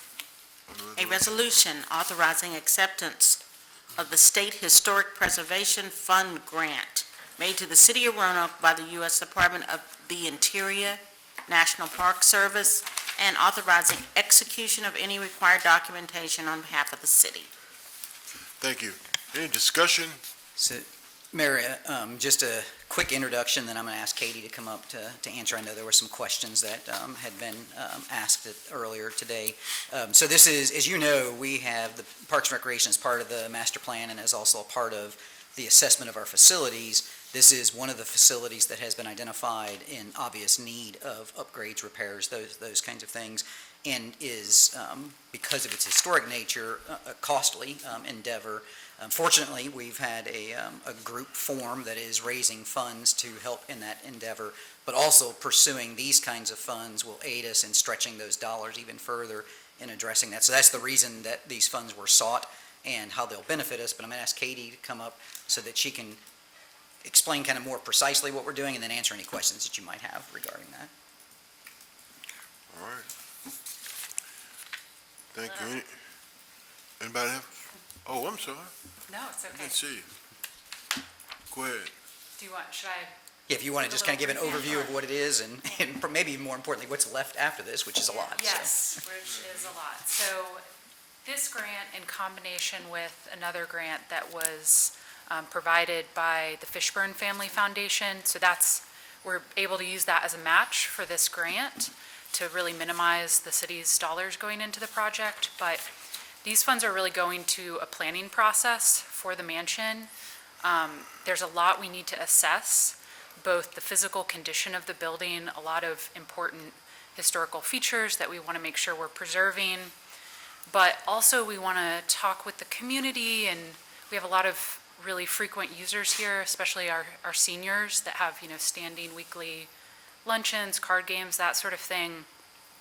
And we want to look at accessibility issues in particular, what needs they might have to make modifications that sort of balance the historical integrity, but make the space a little more accommodating for its current recreational uses. Its use as a recreation center is protected in perpetuity by a deed restriction, so we do not anticipate changing that, kind of umbrella usage at all. But if there are other ways that people would envision having additional or kind of expanded recreational uses of the space, we're interested to hear from folks on that too. So this process over the next year is really just going to be getting to the, really assessing all of those needs, hearing what people want to see in these renovations and restoration work, and coming up with some schematic plans that address all of those needs and wants. It is not any physical work on the building that will be taking place at this time. We also are going to try and get some cost estimates out of this to know a little more specifically what we're dealing with in terms of overall restoration costs. And my recollection is, and I'm trying to see, Ross can correct me if I've got this wrong, I believe in the CIP, in the 5-year CIP, that it's been identified in an outlying year, there has been funding identified to be able to begin implementing those physical Fiscal year improvements. 28, I believe it's 1.5 right now that has been allotted for, and it's, I think, a little bit open-ended. We have several of these smaller recreation centers that are in need of some updates and renovations, but knowing the particular needs of Mountain View and how much, risk there is in delaying work on a really significant historic structure like this, and, the longer you wait, the more the damage can become irreparable. So that one is really a priority for us and the department, but I think also the citizen involvement and how invested, especially this Friends of Mountain View group is. And they are, part of the reason they were so eager to start this project is they want to help fundraise for that restoration work as well. So we really need to know what we're looking at in terms of numbers so that they can, go to the preservation community or other funders and try to get some philanthropic dollars to contribute to the actual restoration work as well. Okay. Pretty. It is a very large piece of property. Well, will this planning definitely include the greenhouse? It will definitely include the greenhouse. Okay, that's, yeah. Well, I got Vivian's question, so she doesn't have any now. All right, thank you. Yes, it's a very nice piece of property. I know Parks and Recreation uses it a lot, and they'd like to use it a lot more, and this foundation is very excited to get working on it, so thank you. And we will be looking at the site too of, the potential to maybe support more event usage and that kind of thing if there's some infrastructure that would be helpful throughout kind of the whole parcel. Thank you. All right, anybody else? All right, thank you. Yeah, sure. Thanks. Ready to call a roll, Madam Clerk? Yes, sir. Ms. Moon Reynolds? Aye. Ms. Sanchez Jones? Aye. Mr. Pretty? Aye. Vice Mayor Cobb? Aye. Ms. White Boyd? Aye. Mayor Lee? Aye, and the resolution passes. Thank you. We have a budget ordinance. Move the budget ordinance. Second. All right, Madam Clerk, please read the title paragraph. An ordinance to appropriate funding from the State Historic Preservation Fund for pre-development planning services toward renovation of the Fishburne Mansion, amending and reordaining certain sections of the 2023-2024 grant fund appropriations, and dispensing with the second reading by title of this ordinance. All right, thank you. Any discussion by members of council? Hearing none, Madam Clerk, please call the roll. Ms. Moon Reynolds? Aye. Ms. Sanchez Jones? Aye. Mr. Pretty? Aye. Vice Mayor Cobb? Aye. Ms. White Boyd? Aye. Mayor Lee? Aye, and the budget ordinance passes. Item 7.1B is the acceptance and appropriation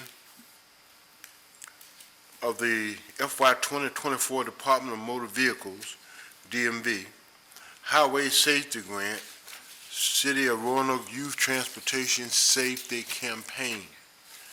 There's two measures. One is a resolution. Move the resolution. Second. All right, Madam Clerk, can you read the title paragraph? A resolution authorizing the acceptance of the Department of Motor Vehicles Highway Safety Grant and authorizing the execution and filing of appropriate documents to obtain such grant. Thank you. Any discussion by members of council? Mr. Mayor, again, kind of as just an introductory, and then Dwayne, I think, is going to be able to answer questions that I think were raised earlier in the meeting. This is just the latest in a series of awareness campaigns and other efforts to address transportation safety from a variety of different funding sources. Some of those you'll be familiar with as Dwayne kind of talks a little bit about those, but I know there was some questions about the specifics of this one, so if you wouldn't mind coming up, Dwayne.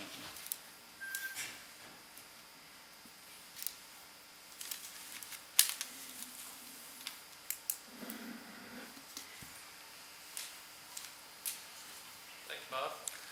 So I know there was some questions about this particular grant, and this is a series, as Bob alluded to, and this will be the fifth grant, and hopefully this will be an annual grant. This is all about safe driver behavior and trying to educate what that looks like. One would think that would be obvious, but in these days and times, sometimes it is not. And what we're trying to convey is what makes sense and how we as a community can make it a safer place and what our individual roles as drivers are in making the community a safer place. The No Need to Speed campaigns, we did two of those, 2 out of the last 4. The first one was No Need to Speed, Together We Can Make Our Community a Safer Place. And the second one, we worked with the Roanoke City Public Schools, and that was Keep Students Safe, No Need to Speed.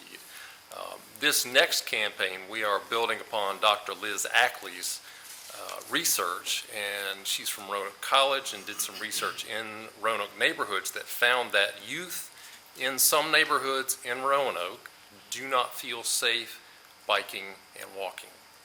So this is really an effort from an education and outreach standpoint to try to address that. Speeding is one of those concerns that she particularly identified that is a problem with students feeling safe, youth feeling safe to be able to ride their bikes and walk within their neighborhoods. And as we all know, that can have long-term health consequences. If that is not something that they do growing up, they don't do it nearly as much when they're older, and that can lead to health consequences. So a long way of saying that this is an additional effort to try to address speeding and other situations within neighborhoods to make our streets a safer place. Because we hear it, you all hear it. That's the number one complaint that we hear is speeding in my neighborhood. Thank you. Any, I did have a Ms. Moon Reynolds? Thank you for that. You mentioned in the report where I was reading it, where you talk about the inappropriate neighborhood driving speeds and motorists not stopping for people crossing the streets. Was there any particular neighborhoods that you will be focusing on with regards to this campaign? So this will be citywide, but it certainly will be focused on all the neighborhoods in which Dr. Ackley's research took part. That's our focus. Anywhere where health outcomes can be beneficial to those particular neighborhoods. You know, she focused in Northwest and other neighborhoods, and that will be a focus, but it will be a citywide campaign. You know, we leverage media, radio, and TV and others to try to get the message out. So we can only focus it so much, but we certainly will be doing yard signs with this campaign like we have in others, and we will try to distribute those as equitably as we can, because we do need the message to be citywide. Right, I was thinking when you talked about the obesity in youth and physical activities, my thoughts went to more the inner city, whether it was southeast, northwest, that those were the places that I was thinking that the campaign awareness would be, and I just wanted to know if that's what you all would. We will work in those neighborhoods. When you say citywide, I just like to bring it in a little bit, and if you don't know yet, then that's okay too. This is just, we're going to accept the award, we're going to engage the consultant, and we will come up with a plan to try to address this. But I hear your concerns. Yeah, and also because several of the neighborhood associations that I attend still complain and still have concerns with the speeding. Sure. And that's where I was wondering about this campaign, because youth are in that, but there is still the problem with the excessive speeding coming through their neighborhoods. And also, you mentioned, with regards to this being the fifth one, do you have any data where you're showing that these campaigns are effective, where there is some, okay, you're nodding. So I'm glad you asked the question. So that's a good segue. If you recall, we also received a grant for a Safe Streets for All grant. So we are working on we have an RFP that's going to hit the street within the next couple of weeks to help us address that plan and to create a plan to create a comprehensive safety action plan, which will address speeding and other concerns. We also have Virginia Tech Transportation Institute that is going to start collecting data. Our first call with them is tomorrow, and they're ready to start that research. So that really gets to your point, and I think we're anxious to see what that data turns out to be. Yes. Okay, thank you, appreciate it. Mr. Pretty? Thank you, Mr. Mayor. I enjoy every single one of these campaigns. I always try to get a yard sign even prior to having a yard and find somewhere to put it up. And I know people enjoy these signs, but over the years, the one complaint that I've got that these signs they don't stop things. That they are very education related. In this year, as this message is focused on trying to help in neighborhoods, is there a way that we can help convey, especially this is a media-based grant, it's sending information out there, that there is an enforcement piece that is tied to that? Every corner is a crosswalk, but if someone's going through and you drive through, there's an enforcement piece that comes from that, so that drivers are aware of not just the danger that they're causing, but that what they are doing is breaking the law. That it is from cycling myself and the pedestrians that I see who just, that is more of what they want to see. They see these signs, and we see, I think, a behavior change among some people who are more aware. But there are people who are egregious and just blatantly ignoring our laws in the books, and that is what really has to change in order to make sure that we don't have pedestrian incidents and things along the like. And my hope is this is being crafted, and Chief Booth already has a growing list of things that he's going to be working on, just to try and find a way to fit that piece of the message in there so that people are aware. If I don't do this, I'm going to end up with a ticket. Thank you for that. And that is part of why, of course, at the beginning of the school year, we increase enforcement in the school zones, is it's along with kind of the awareness, it's also it's an enforcement piece, so that there is that link, at least for that small window with that. And yes, we will be talking also further, especially when we get into that overall safety plan that Dwayne talked about, because there is an enforcement element of that. It's not just about awareness, it's also about traffic enforcement and other kinds of activities also. And I know this is a slightly unrelated question. They're saying that the sheriff's office is gaining more accreditation. Will they be able to assist in this? Yes, I mean, they, especially in their role at the schools around SROs and that work also, so that is definitely part of the conversation going on as to how they get involved in that piece. And you've got everything, you've got, crossing guards, they're a part of that. I mean, there's several different elements around schools at least, not necessarily in the rest of the neighborhoods, but yes, there will be more conversation with that also. Thank you, thank you. Are you done? Yes, Mr. Mayor, thank you. Okay, if no more questions, any more discussion? Okay, we're ready to call the roll, Madam Clerk. All right. Ms. Moon Reynolds? Aye. Ms. Sanchez Jones? Mr. Pretty? Aye. Vice Mayor Cobb? Aye. Ms. White Boyd? Aye. Mayor Lee? Aye, and the resolution passes. We have a budget ordinance. Move the budget ordinance. Second. Madam Clerk, please read the title paragraph. An ordinance to appropriate funding from the Virginia Department of Transportation for Highway Safety Grant, amending and reordaining certain sections of the 2023-2024 grant fund appropriations, and dispensing with the second reading by title of this ordinance. All right, any discussion by members of the council? Not seeing any, Madam Clerk, please call the roll. Ms. Moon Reynolds? Aye. Ms. Sanchez Jones? Aye. Mr. Pretty? Aye. Vice Mayor Cobb? Aye. Ms. White Boyd? Aye. Mayor Lee? Aye, and the budget ordinance passes. Thank you.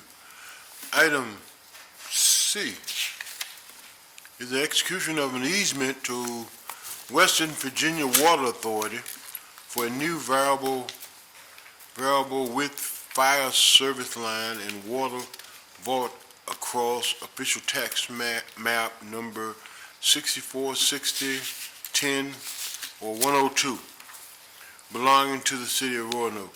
There is an ordinance. Move the ordinance. Second. Madam Clerk, please read the title paragraph. An ordinance authorizing the conveyance of a variable width fire service line and water vault easement across tax map number 6460-102, the former William Ruffner Middle School property, to the Western Virginia Water Authority upon certain terms and conditions, and dispensing with the second reading by title of this ordinance. Thank you. Is there any discussion among members of council? Seeing none, Madam Clerk, call the roll. Ms. Moon Reynolds? Aye. Ms. Sanchez Jones? Aye. Mr. Pretty? Aye. Vice Mayor Cobb? Aye. Ms. White Boyd? Aye. Mayor Lee? Aye, and the ordinance passes. I'm pleased at this time to recognize the city manager for any comments he may have. Thank you, Mayor and Council. Just a few items. Councilmember Pretty had asked earlier in the meeting just to give kind of a quick review, if you will, of some of the work that you all have been doing on the strategic plan at your retreat. So, and right before this, he said, just thinking something high level. And I said, don't worry, it'll be high level because it was this morning that I found out that. So no problem. I'll sort of summarize for folks. So you all recently spent 2 days working in the retreat. It started with a tour of some of our ARPA-funded projects, and those included a visit of some of the homes that are under construction in southeast Roanoke in partnership with Habitat and Build Smart Institute. And I think the home that we visited with that, and you had the opportunity to meet the homeowner, who will be the homeowner of that property, and heard the difference that ultimately that home, which will be her first, will make for her as she moves in. But also, I think one of the things that was noteworthy is that particular house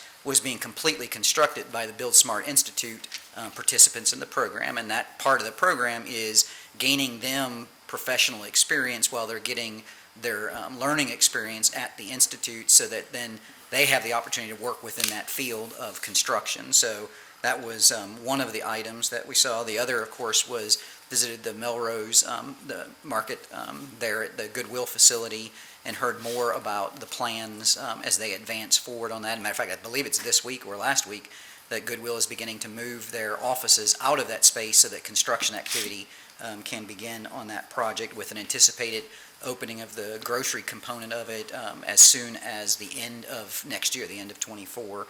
And of course, that is intended to address a number of things, but certainly the food desert that is there, health and wellness, along with adult education and financial wellness or financial health also in that area. And then we concluded that tour at the West End LEAP facility, again, another project addressing food insecurity, and some other opportunities, and we're able to tour that facility that they have had up and running, and that project is partially complete, and there's a final piece of that which is adjacent to it, which will be completed in this spring as you went in. So after the ARPA tour, then you came back and reviewed the current plan. We talked about grounding it kind of in the current context, and that's where we discussed a variety of things, one of which you just talked about earlier today, which is the inflationary pressures that are impacting our capital programs and what we're able to do, but also things along with the ability to recruit workforce into our region as well as into our places of employment,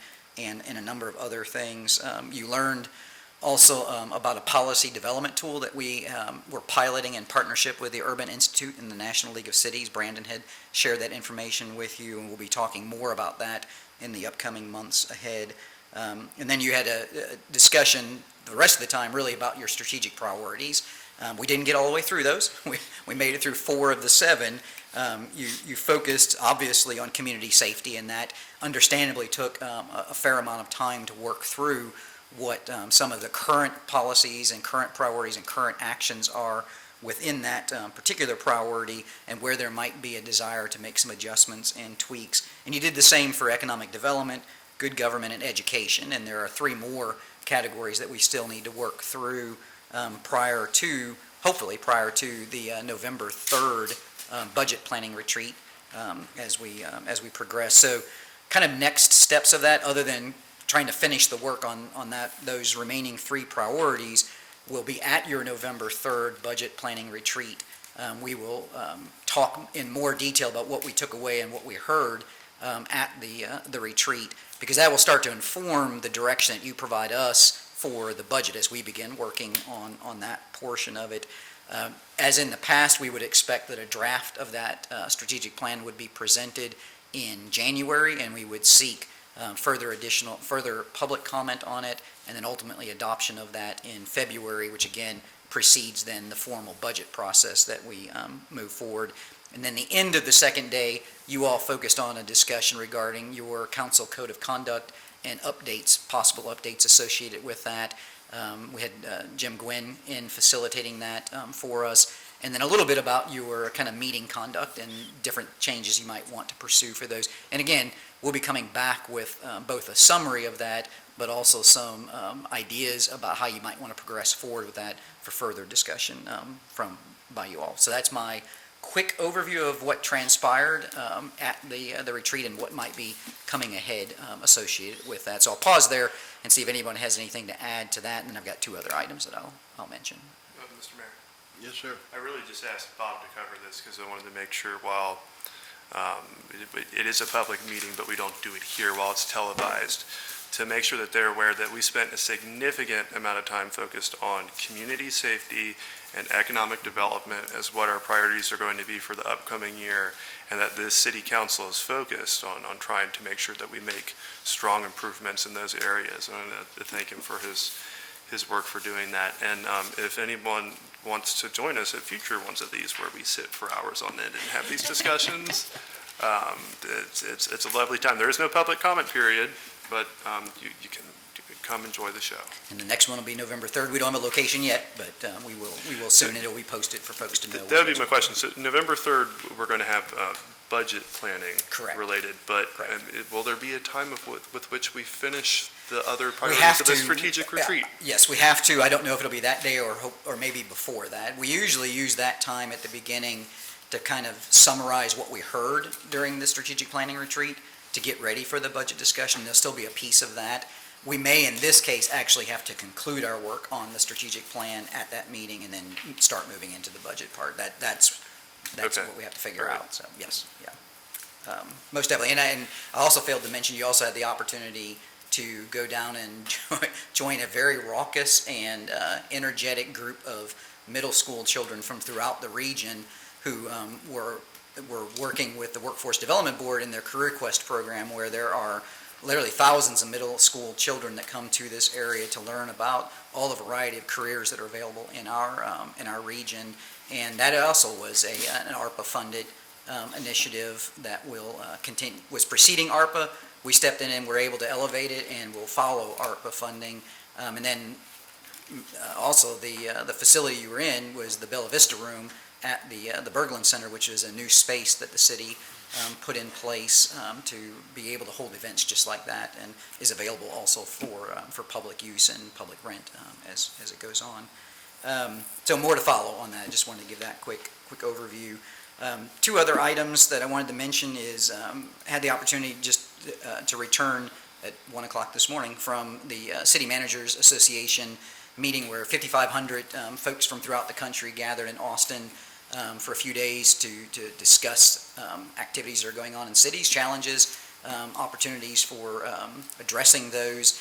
As you all experience, you will experience next week at VML, I have no doubt, that it is somewhat surprising, I think, at how similar the challenges are. I was remarking to someone that I went to a session that was dealing with what's referred to as mobile integrated health, which is a pilot that we're getting actually ready to roll out here, which is a proactive response by EMS involving paramedics and social workers that are not in response to a 911 call, but rather to folks who have been experiencing challenges in calling 911 repetitively, who might just need help in other ways.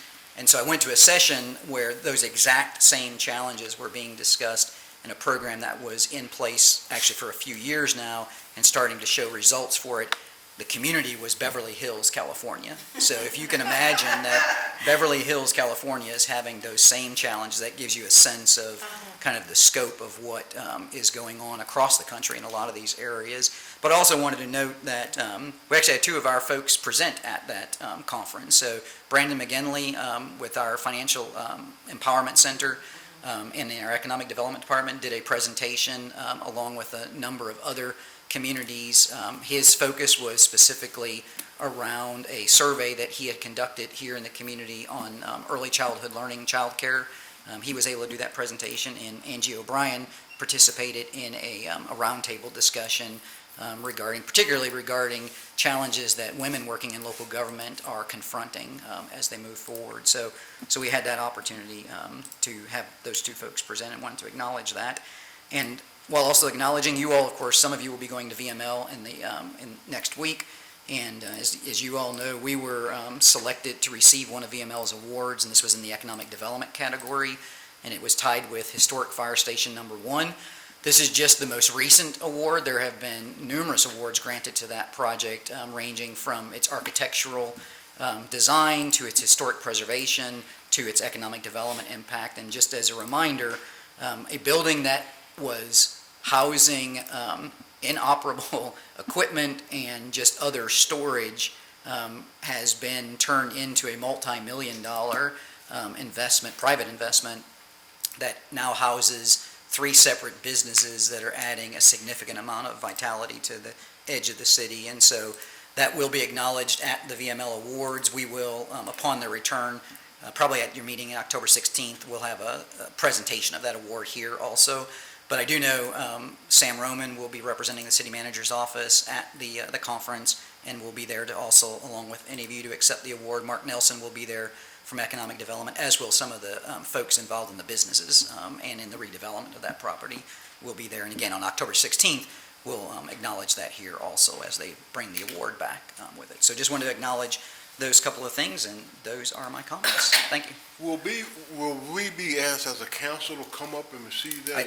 I believe so. What they have done in the past was anyone there from Roanoke is welcome to come up, and I certainly would expect that any of you that are present, I know Sam is ready to go, and again, Mark and the other folks will be ready to go also. Mark and the folks from the companies, the businesses that are in there will only be at the award ceremony, where the rest of you will be at the rest of the event. But yes, I believe there will be opportunity for everyone that's present to actually go up and receive the awards. I know that we had a good contingent down in, where were we last? Newport News? It was in Is Richmond? Where we also were recipients of an award. That was the award that Jeffrey Powell actually won for his work with Star City Safe. Okay. Bob, you didn't mention how Emmett Smith was one of the speakers, and how he used his experience in football or working playing for the Cowboys in a leadership perspective. Yeah, the opening general session at the conference was Emmett Smith, and I'm sure there were 5,000 city managers and assistant city managers sitting in that room kind of wondering, what is Emmett Smith going to share with a group of city managers? He did an excellent job. He really did tie in his life experiences all the way back from when he started playing football in a Salvation Army program, all the way through to, oddly enough, his Dancing with Stars celebration, and it was actually a very good presentation. And of course, I immediately sent a photograph of the presentation to the mayor because I knew the mayor would appreciate that. Yeah, So. yes. Cowboys are coming up in their area. That's great. See, I didn't talk about the Cowboys. Go Cowboys.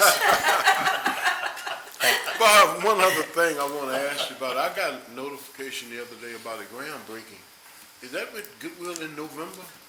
It is, and I'm going to talk with them about the date because it conflicts right now with I think it's November 14th. Yeah. So I need to check I'll check with you all after this meeting because that's prior to the National League of Cities, but I need to know who's traveling when. It may still be okay, but yes, it is for the official groundbreaking, if you will, of the grocery store and the rest of the Melrose Plaza redevelopment. All right, thank you. Thank you. Item number 10, well, there are no reports of committees. Wait, Mr. Mayor, I believe we have the city attorney. City attorney, we have 3 items from this morning. Time's up.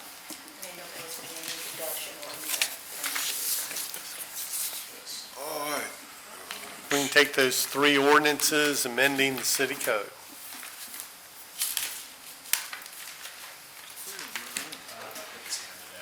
It was passed out, Mayor. It's this one.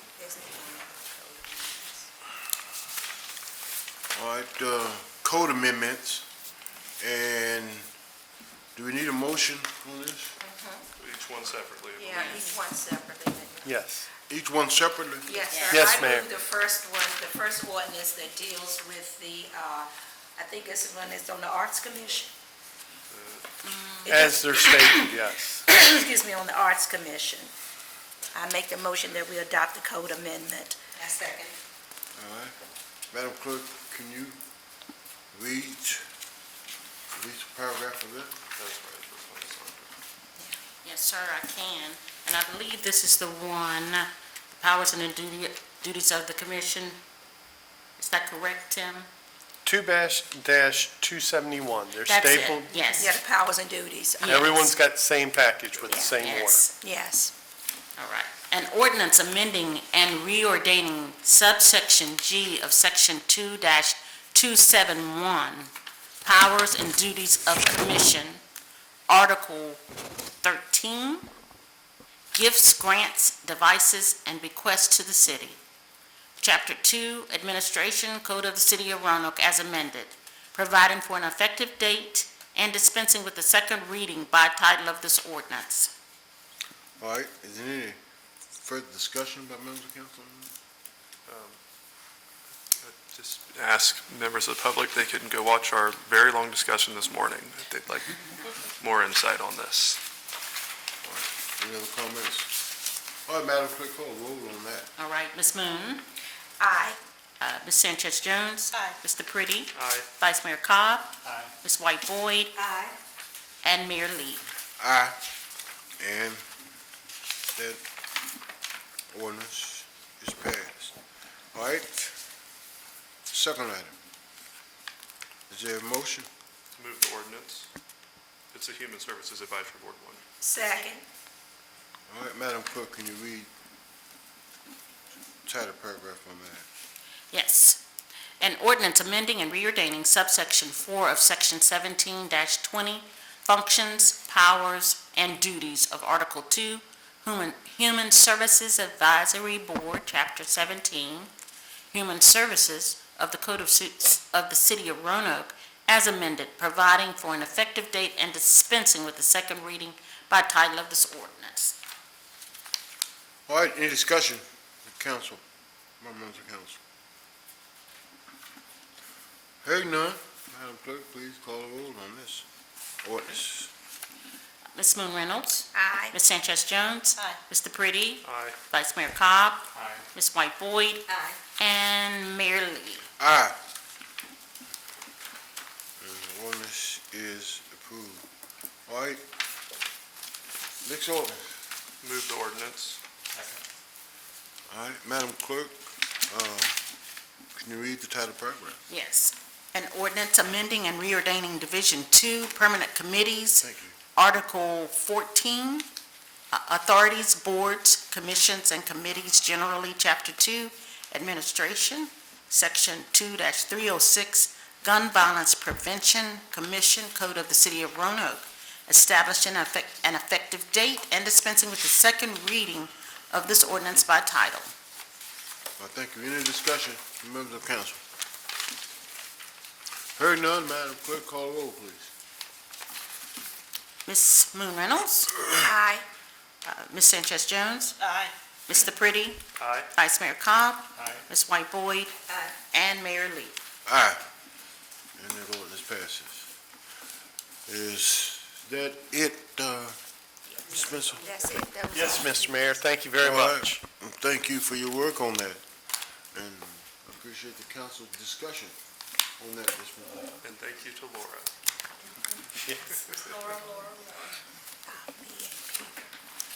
All right, item H is reports of committees. None. Oh, Mr. Mayor, this is where I'd like to go over the legislative committee issue from this morning, where we had a meeting canceled, if now would be appropriate. Okay, yes, sir. Well, we canceled the legislative committee meeting this morning, as was stated earlier. The whole Monday, Thursday thing was a lot of fun. Typically, we meet on the first Monday of every month. We were not going to invite for a presentation on November 6th, because that is the day before the election, and among other things, my husband's getting his citizenship, so I'm not having a legislative committee meeting that day.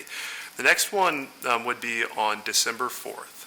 Now, there's also a scheduled conference for members that are on the education committees in either the Senate or the House, and that would likely preclude the attendance of Senator Sutterline, Delegate Rasool, or potentially Senator Edwards.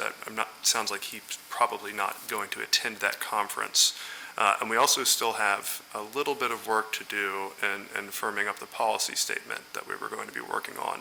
I just wanted to know what the will was of the members of this council, if the delegation should be invited for a presentation that day, if we would like to complete our work first and have council make this presentation at some later point. Kathy Bircher, I've spoken with, does understand what our priorities are and is going to make sure that, while not formally adopted, those generally are being sought for bill patrons, that we will have placement ahead of time, but we won't have formal adoption until the committee has a chance to vote on it and council has a chance to vote on it. It's really just to seek when would at least these members of that committee like to wrap up our work, and when would they like to present this to the members? Because other localities have some other practices. Some hold a dinner, some do a lunch, but we've always had commonplace in inviting them to come to give us their feedback in front. It just doesn't seem that that's going to be possible before at least November of this year. So the feedback is I wanted to solicit from members today. Well, as chair, what's your recommendation? But we just do it the 4th, and who can come, because that's our date. But if we really want to, we can find a time sooner, and I'll find a time in November, and we can try and wrap up our work then. It'll just require lots of calendaring to check into amongst members, and it would likely mean that we do not have a televised meeting with which to wrap up making our recommendation. All right, go ahead. No, go ahead. I was just going to suggest, I don't know if there's a rule that says we have to do it on first Mondays. No, that's just typical. Couldn't we do it on the November 20th or I was gonna October suggest that. 16th? Thank you. November or either December, because it's just, with all the conferences and everything, I just think that's just too much, and I don't, it doesn't Yeah. make sense to invite the delegation here when we haven't completed our work, so I would suggest even inviting them later in December. Okay, so it sounds like we want to find some time in November for us to wrap For up us. our work. And then we will invite them back at some point after that. So I will do two separate, it'll likely be that we have our meeting at a time that we have our meeting, either the 2 PM or, 2 p.m. 6 PM, before the 7 PM session next time would be another way that we could try and get that done. And then I'll check with the delegation about what dates they're available in December, whether or not it's the 4th or our following meeting, I guess 2 Mondays from that date. Makes more sense as your vice chair. Thank you. And I've discussed with Tim, what we'll plan on doing next year is the vice chair, and the members of the school board can sit down, it won't break quorum, and we will try to look at a better calendaring process going forward. All right, Madam Clerk, are you clear on all of that? Generally, I'll work on some dates. Okay. Yeah, write down all that. I just needed to get their feedback so I can know what I need to do And let me going know, and I forward. will put it in the minutes. Yeah, legislative committee's going to find out when we need to meet. Okay. Okay, And work with the manager to make sure the agenda and the clerk, to make sure the agenda's a little lighter to be able to put that in. Yes, that's Plays on the 20, because that is Thanksgiving weekend of course, coming up, so yes. Today's afternoon meeting was heavy because we had cleared the morning meeting because we didn't know that we weren't going to be able to at Right. the time, because none of us knew, so yeah. Well, we But used it we'll anyway. figure that piece out. Yes, thank you. well, I'm sure our clerk has all of that, and we're gonna get it sent to us in a timely manner. All right, let me try it again. Reports of committees, I have none. Unfinished business, none. We'll go down to item number 10, which is the introduction and consideration of ordinances and resolutions. 10-1 is a resolution designating a voting delegate and an alternate voting delegate at the annual Virginia Municipal League Urban Section meeting on October the 9th, 2023 in Norfolk, Virginia. There's a resolution. Move the resolution. Second. All right. Madam Clerk, could you read the title paragraph, please? Yes, a resolution designating a voting delegate and an alternate voting delegate for the annual business session and meetings of the National League of Cities. All right, Madam Clerk, did we name or to Yes, we did. discuss I can continue reading throughout if you'd like. One, for the annual, well, let me start again. Be it resolved by the City Council of the City of Roanoke as follows. One, for the annual business session of the Virginia Municipal League to be held during the League's 2023 annual conference scheduled for October 7 through October 10, 2023, or for any meetings of the urban section held in conjunction with the annual conference of the League, the Honorable Stephanie Moon Reynolds is hereby designated voting delegate, and the Honorable Peter Volleson is hereby designated as alternate voting delegate. The city clerk is directed to complete any forms required by the Virginia Municipal League for designation of voting and alternate voting delegate, and to forward such forms to the league, and that has been done. Okay. Yes, sir. Mr. Mayor, this is my first year really diving into the VML's constitution on the inside of council and trying to understand. Are you attending VML is a question first before I make a further comment. Are you planning on attending the conference? So my understanding, I thought the voting power automatically went to the mayor unless there was an alternate delegate named. And really, I thought that's how I saw it in the bylaws. Unless someone's designated, I just wondered why you'd be voluntarily giving that up. But I also know that Councilmember Moon has many leadership positions in that organization and has done a lot. So this resolution makes sense to me, and I hope that their votes will be good. And I have a comment to make after this. Yes, sir. Okay, roll right into it.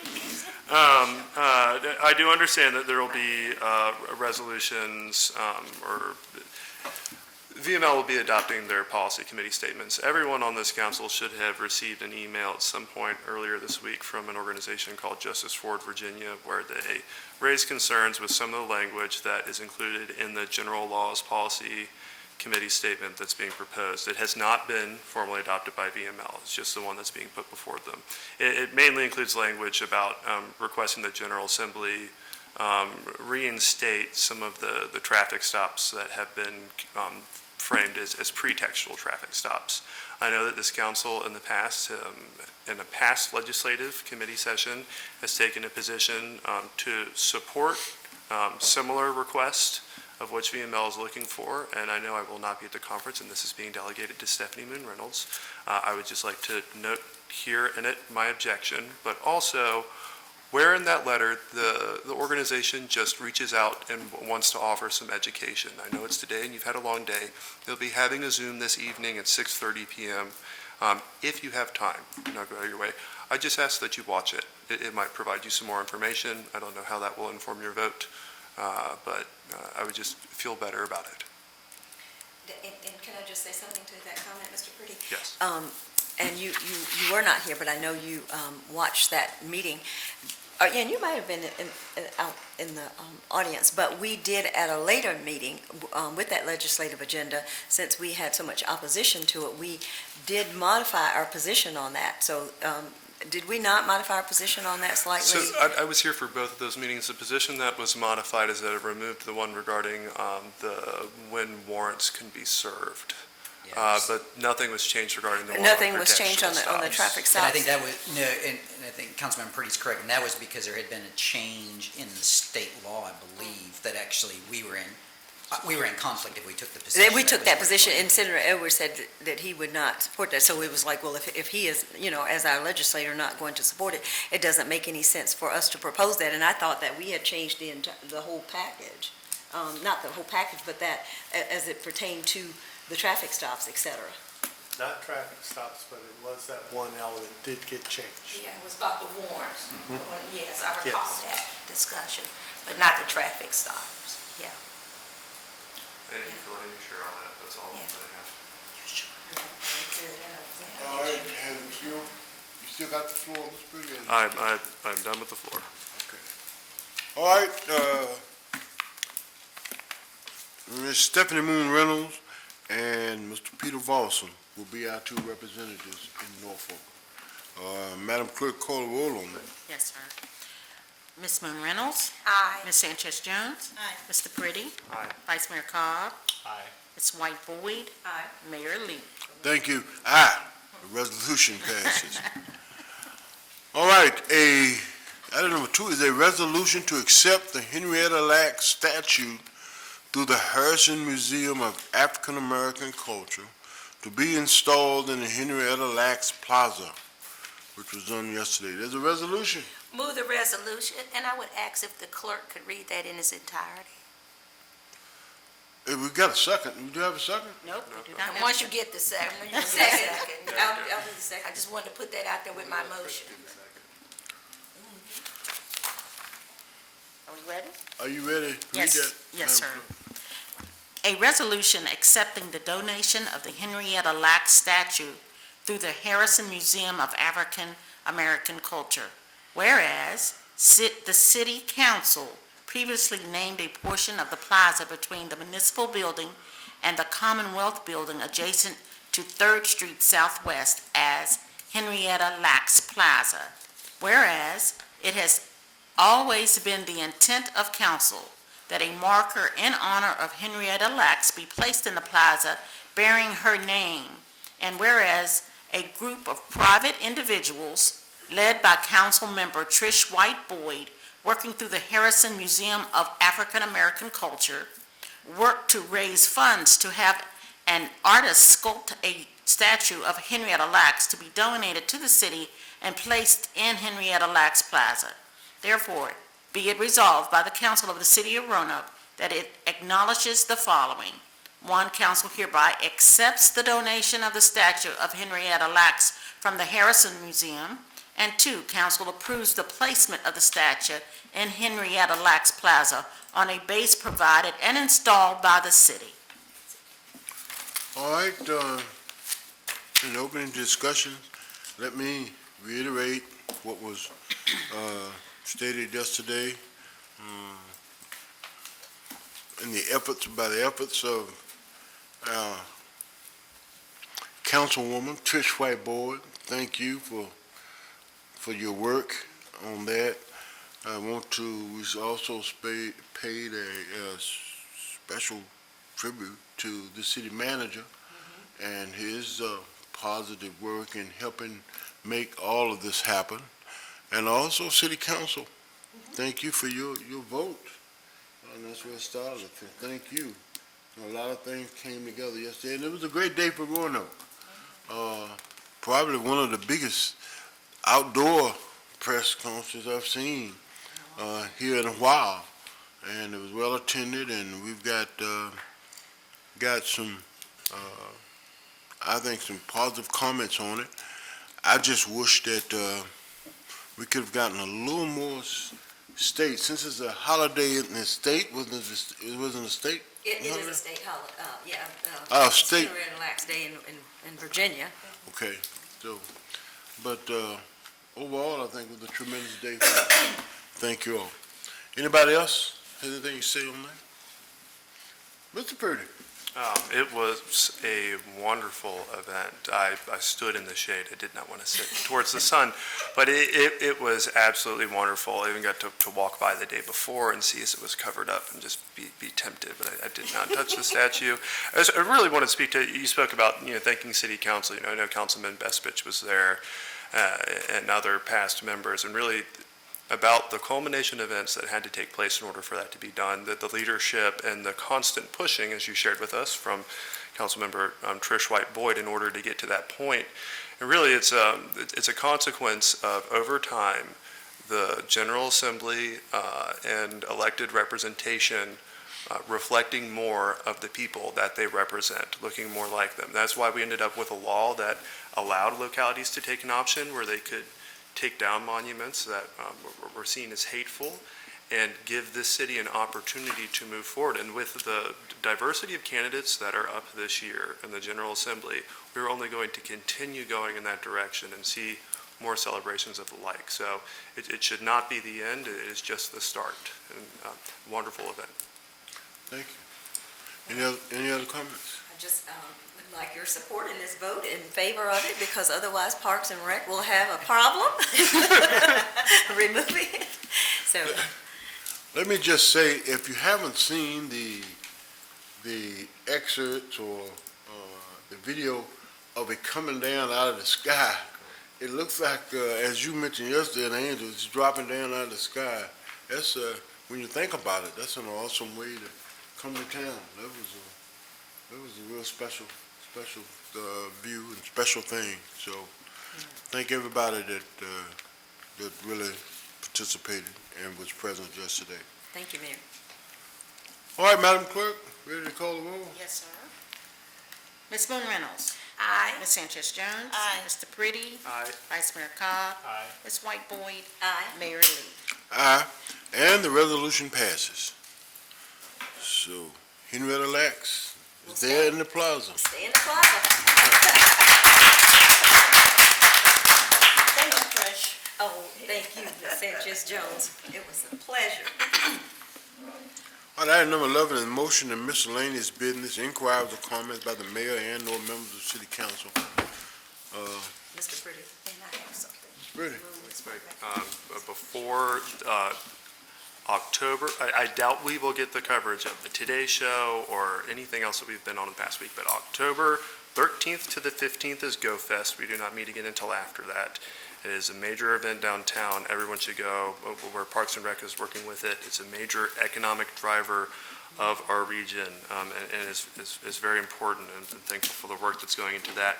And as it relates, I was not at this council meeting because of the spur-of-the-moment trip to Denver, and how their outdoor economy largely mirrors our own. I would just hope that as we continue going forward in developing our infrastructure, there's so many things I saw there that I know people have visited, pieces that I'd like to see here.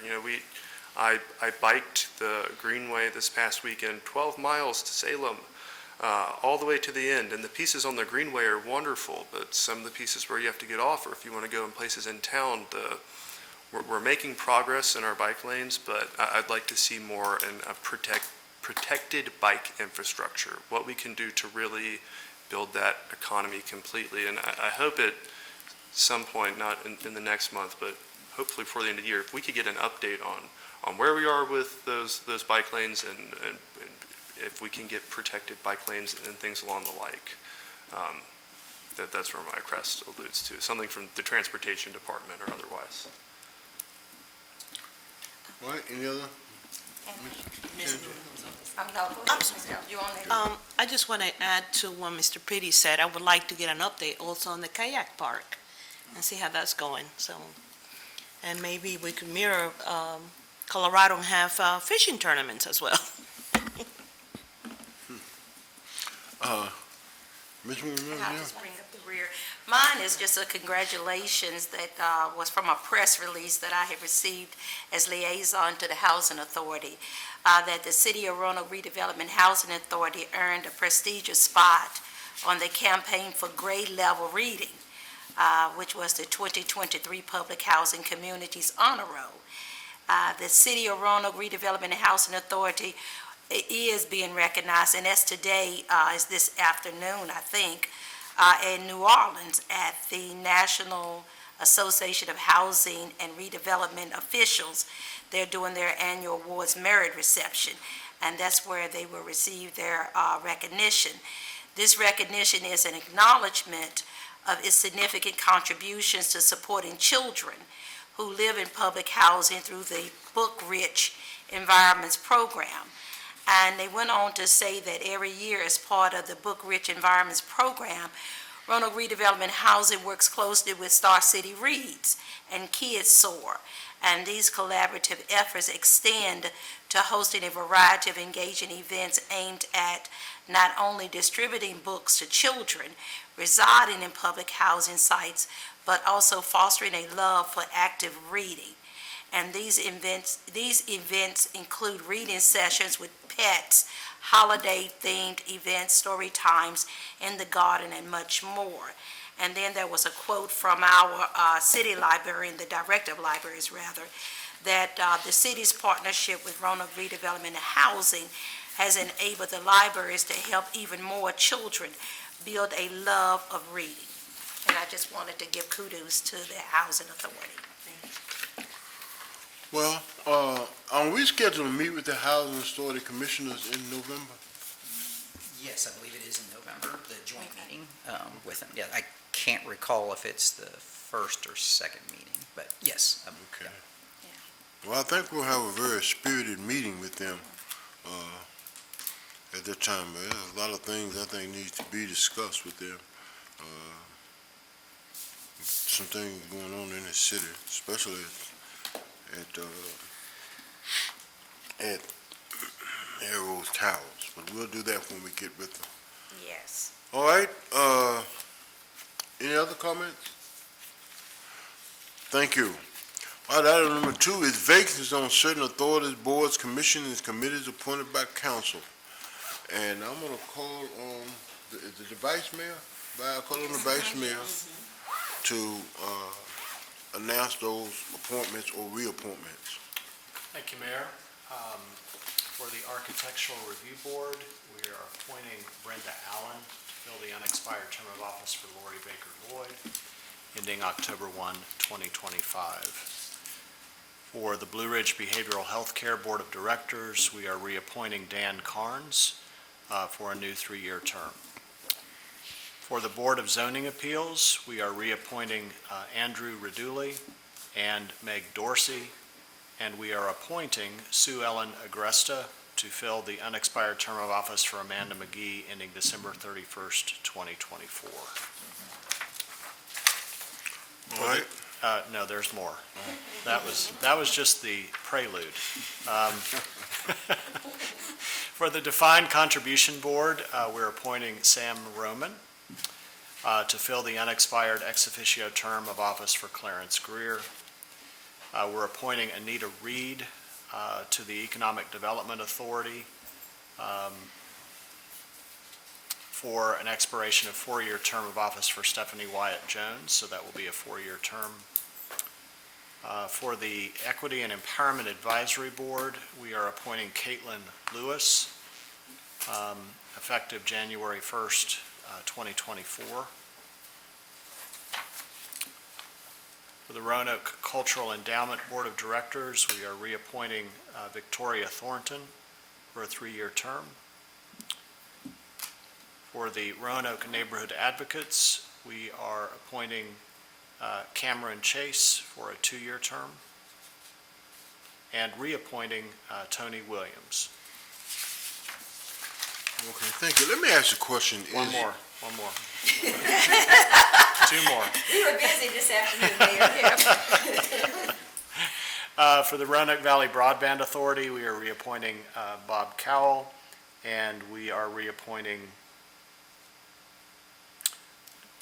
Jamie Mather for the Youth Athletics Review Board. That's it. Okay, thank you. Is Angela Penn on one of these committees? Is she on the Equity and Empowerment? She's on the EAB, but she will be coming off in December, and we that will create a vacancy, and I think that was assigned. Okay. All right, council members, you've heard the names of members placed in nomination. As a clerk will call the roll. If you approve of that, please affirm it by saying all nominees. Vote on all nominees. Madam Clerk, please call the roll. Ms. Moon Reynolds. All nominees. Ms. Sanchez Jones. All nominees. Mr. Pretty. All nominees. Vice Mayor Cobb. All nominees. Ms. White Boyd. All nominees. And Mayor Lee. All nominees. Thank you. Mr. Pruitt, I want to ask you now, before I close, is there any further business?